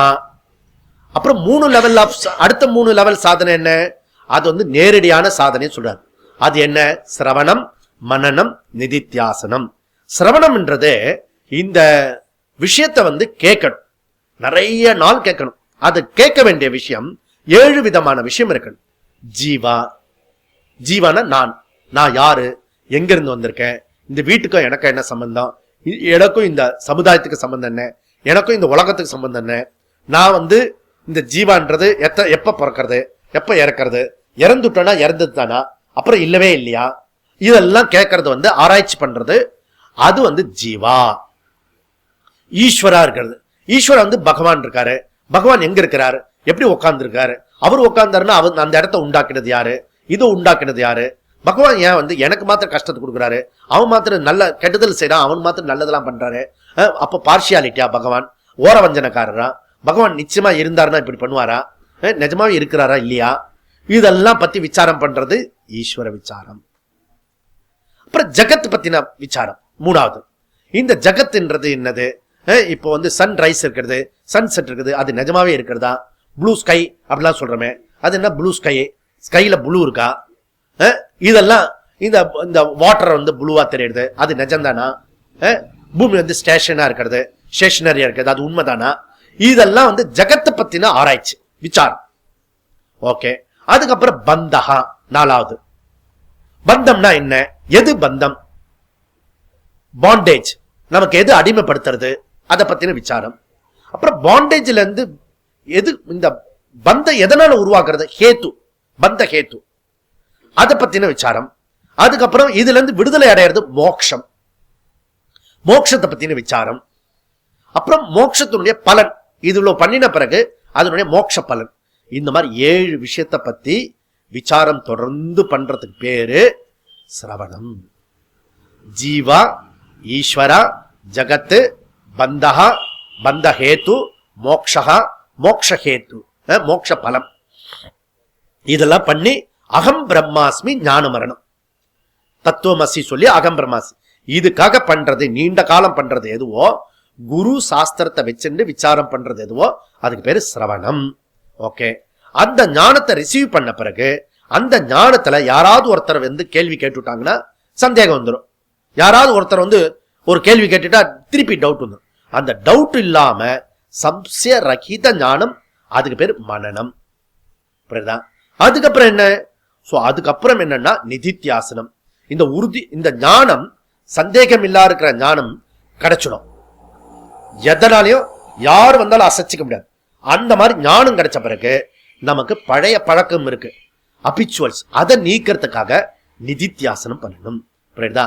அந்த கடைசியா ஒரு கதையை சொல்லி முடிச்சிடுவோம். அது என்னன்னா விக்ரமாதித்தன் கதை. விக்ரமாதித்தன் வந்து சுயம்பரம் போவான். அங்க சுயம்பரம் போது அந்த ராணியை வந்து கல்யாணம் பண்ணிக்கணும். அவனுக்கு பிடிச்ச ராணி இருந்தா. ஓகே, ராணி வந்து என்ன பண்ணா, யார் ராணி கண்டுபிடிக்க முடியும்னு சொல்லிட்டு ராணி என்ன பண்ணா, தன்னோட வேலைக்காரிய தோழி எல்லாம் இருப்பாங்க இல்லையா, ராணிக்கு நிறைய தோழி எல்லாம் இருப்பாங்க அந்த காலத்துல. ஓகே, அவன் வந்து ஈக்குவலா வந்து மனம் விட்டு பேசுறதுக்கெல்லாம் இருக்கும். அந்த மாதிரி 6 விதமான அழகான பொண்ணுங்களை பொறுக்கி எடுத்து, சில சமயம் தோழி வந்து அழகா இருப்பா.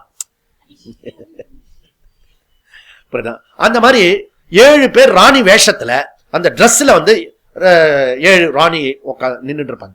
விக்ரமாதித்தன் பார்த்த உடனே அரண்டு போயிடுவான், இதுல யாரு ராணின்னு. புரியுதா? ஓகே, முன்னாடி முதல்ல மெயில் அனுப்புறதெல்லாம் முடியாது, இதெல்லாம் பார்க்க முடியாது இல்ல. சோ எந்த சிஸ்டம் கிடையாது. நேரா போய் பார்த்துட்டு இதுதான் ராணி. சப்போஸ் வேலைக்காரியை கல்யாணம் பண்ணிட்டு வந்துட்டான்னு வச்சுக்கோ, ரொம்ப கஷ்டமாயிடும். புரியுதுதான்? இது ரொம்ப ஆபத்து. மேரேஜ்ன்றது ஒன்ஸ், அது சொர்க்கத்தில் நிச்சயிக்கப்பட்டதான். இது சிரிக்கிறதுல தெரியுது. அதனால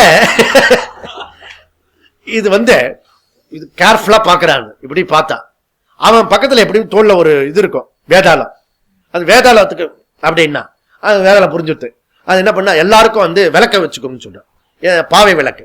அந்த பாவை விளக்க கொடுத்தோன்னா அந்த விளக்க வச்சுட்டோன்னு தான் நான் நான் ராணிக்கு மாலை போட முடியும். இவன் ரூல் பண்ண ஒன்னும் எல்லாரும் எண்ணெய் விளக்காது. எண்ணெய் விளக்கணும் இந்த வேதாளம் இருக்காது, ஆட்டி விட்டோன்னு கொட்டிடுச்சு. சோ மத்த 6 பேரும் தரித்திரம். இது இந்த மாதிரி எப்பயோ ஒரு சாரி கிடைச்சிருக்கு, பட்டு சாரி. கீழே குனிஞ்சுது. இவளுக்கு 100கணக்கான சாரி இருக்கிறது, 1000கணக்கான சாரி. ராணி அப்படியே இருக்கான். நேரா போய் மாலை போட்டான். இது ஒரு கதை. புரியுதா? ஏன்னா பழைய அபிச்சோல்ஸ் இருக்க இந்த கீழே குனியறது அது இருக்கும். நீ ராணியா இருந்தாலும் நீ கீழே குனியறதுக்கு ட்ரை பண்ற. You are the Brahman, you are the infinite Joy அப்படி சொன்னா கூட பழைய பழக்கத்துக்கு போகும், அது பழைய சரீர பாவத்துக்கு. அதை தடுத்து நிறுத்தத்துக்கு நிதித்தியாசனம் சஃபிஷியண்டா விவகாரத்திலிருந்து ஒதுங்கி அந்த ஞானத்தை நிஷ்டையாக்கணும். இப்படி நமக்கு செய்யறதுதான். அப்போ இதுல இருந்து என்ன சொல்றாரு? சின்ன வைத்தா யாத்தத்மனா சர்வபூதா ரகிதா. சின்ன அப்படின்றாரு. சின்ன என்ன? அந்த நமக்கு சந்தேகம் இல்லாம ஆக்குறது. நிதித்தியாசன்ன்றது ஸ்பர்ஷான் கிருத்வா பகீர் பாக்யான். மத்த வெளியில இருக்கிற பொருள்லாம் வெளியில வச்சு நமக்குள்ள அந்த ஆத்ம ஞானத்தை செய்யறது. அதுக்கு பேர் தியானம். அந்த தியானத்தை அடுத்த அத்தியாயத்துல விவரமா சொல்ல போறார், தியான யோகம். அதை நம்ம அங்க பார்க்கலாம். அப்போ இதுல இருந்து சாதனானி காமக்ரோத ஜெயகா சிரவணம் மனனம் நிதித்தியாசனம் 4 விதமான சாதனை சொன்னாரு. இப்ப கர்ம சந்நியாச யோகம், சந்நியாசம். இதுல நிஷ்டாத்வயம் பார்த்தோம், யோகத்வயம் பார்த்தோம், சாதனானி இந்த விஷயத்தை நம்ம பார்த்து முடிச்சோம். ஓகே, இதுக்கு அடுத்தது இந்த நிதித்தியாசனத்தினுடைய ஸ்லோகங்கள்லாம் வரப்படுறது. அடுத்த அத்தியாயம் ரொம்ப அற்புதமான அத்தியாயம் வரப்படுறது. அதை நம்ம அடுத்ததுன்னு நம்ம பார்க்கணும். ஓம் பூர்ணமத பூர்ணமிதம் பூர்ணாத் பூர்ணமுதச்யதே பூர்ணஸ்ய பூர்ணமாதாய பூர்ணமேவாவசிஷ்யதே. ஓம் சாந்தி சாந்தி சாந்தி. ஹரிஹி ஓம். ஸ்ரீ குருப்யோ நமः. ஹரிஹி ஓம்.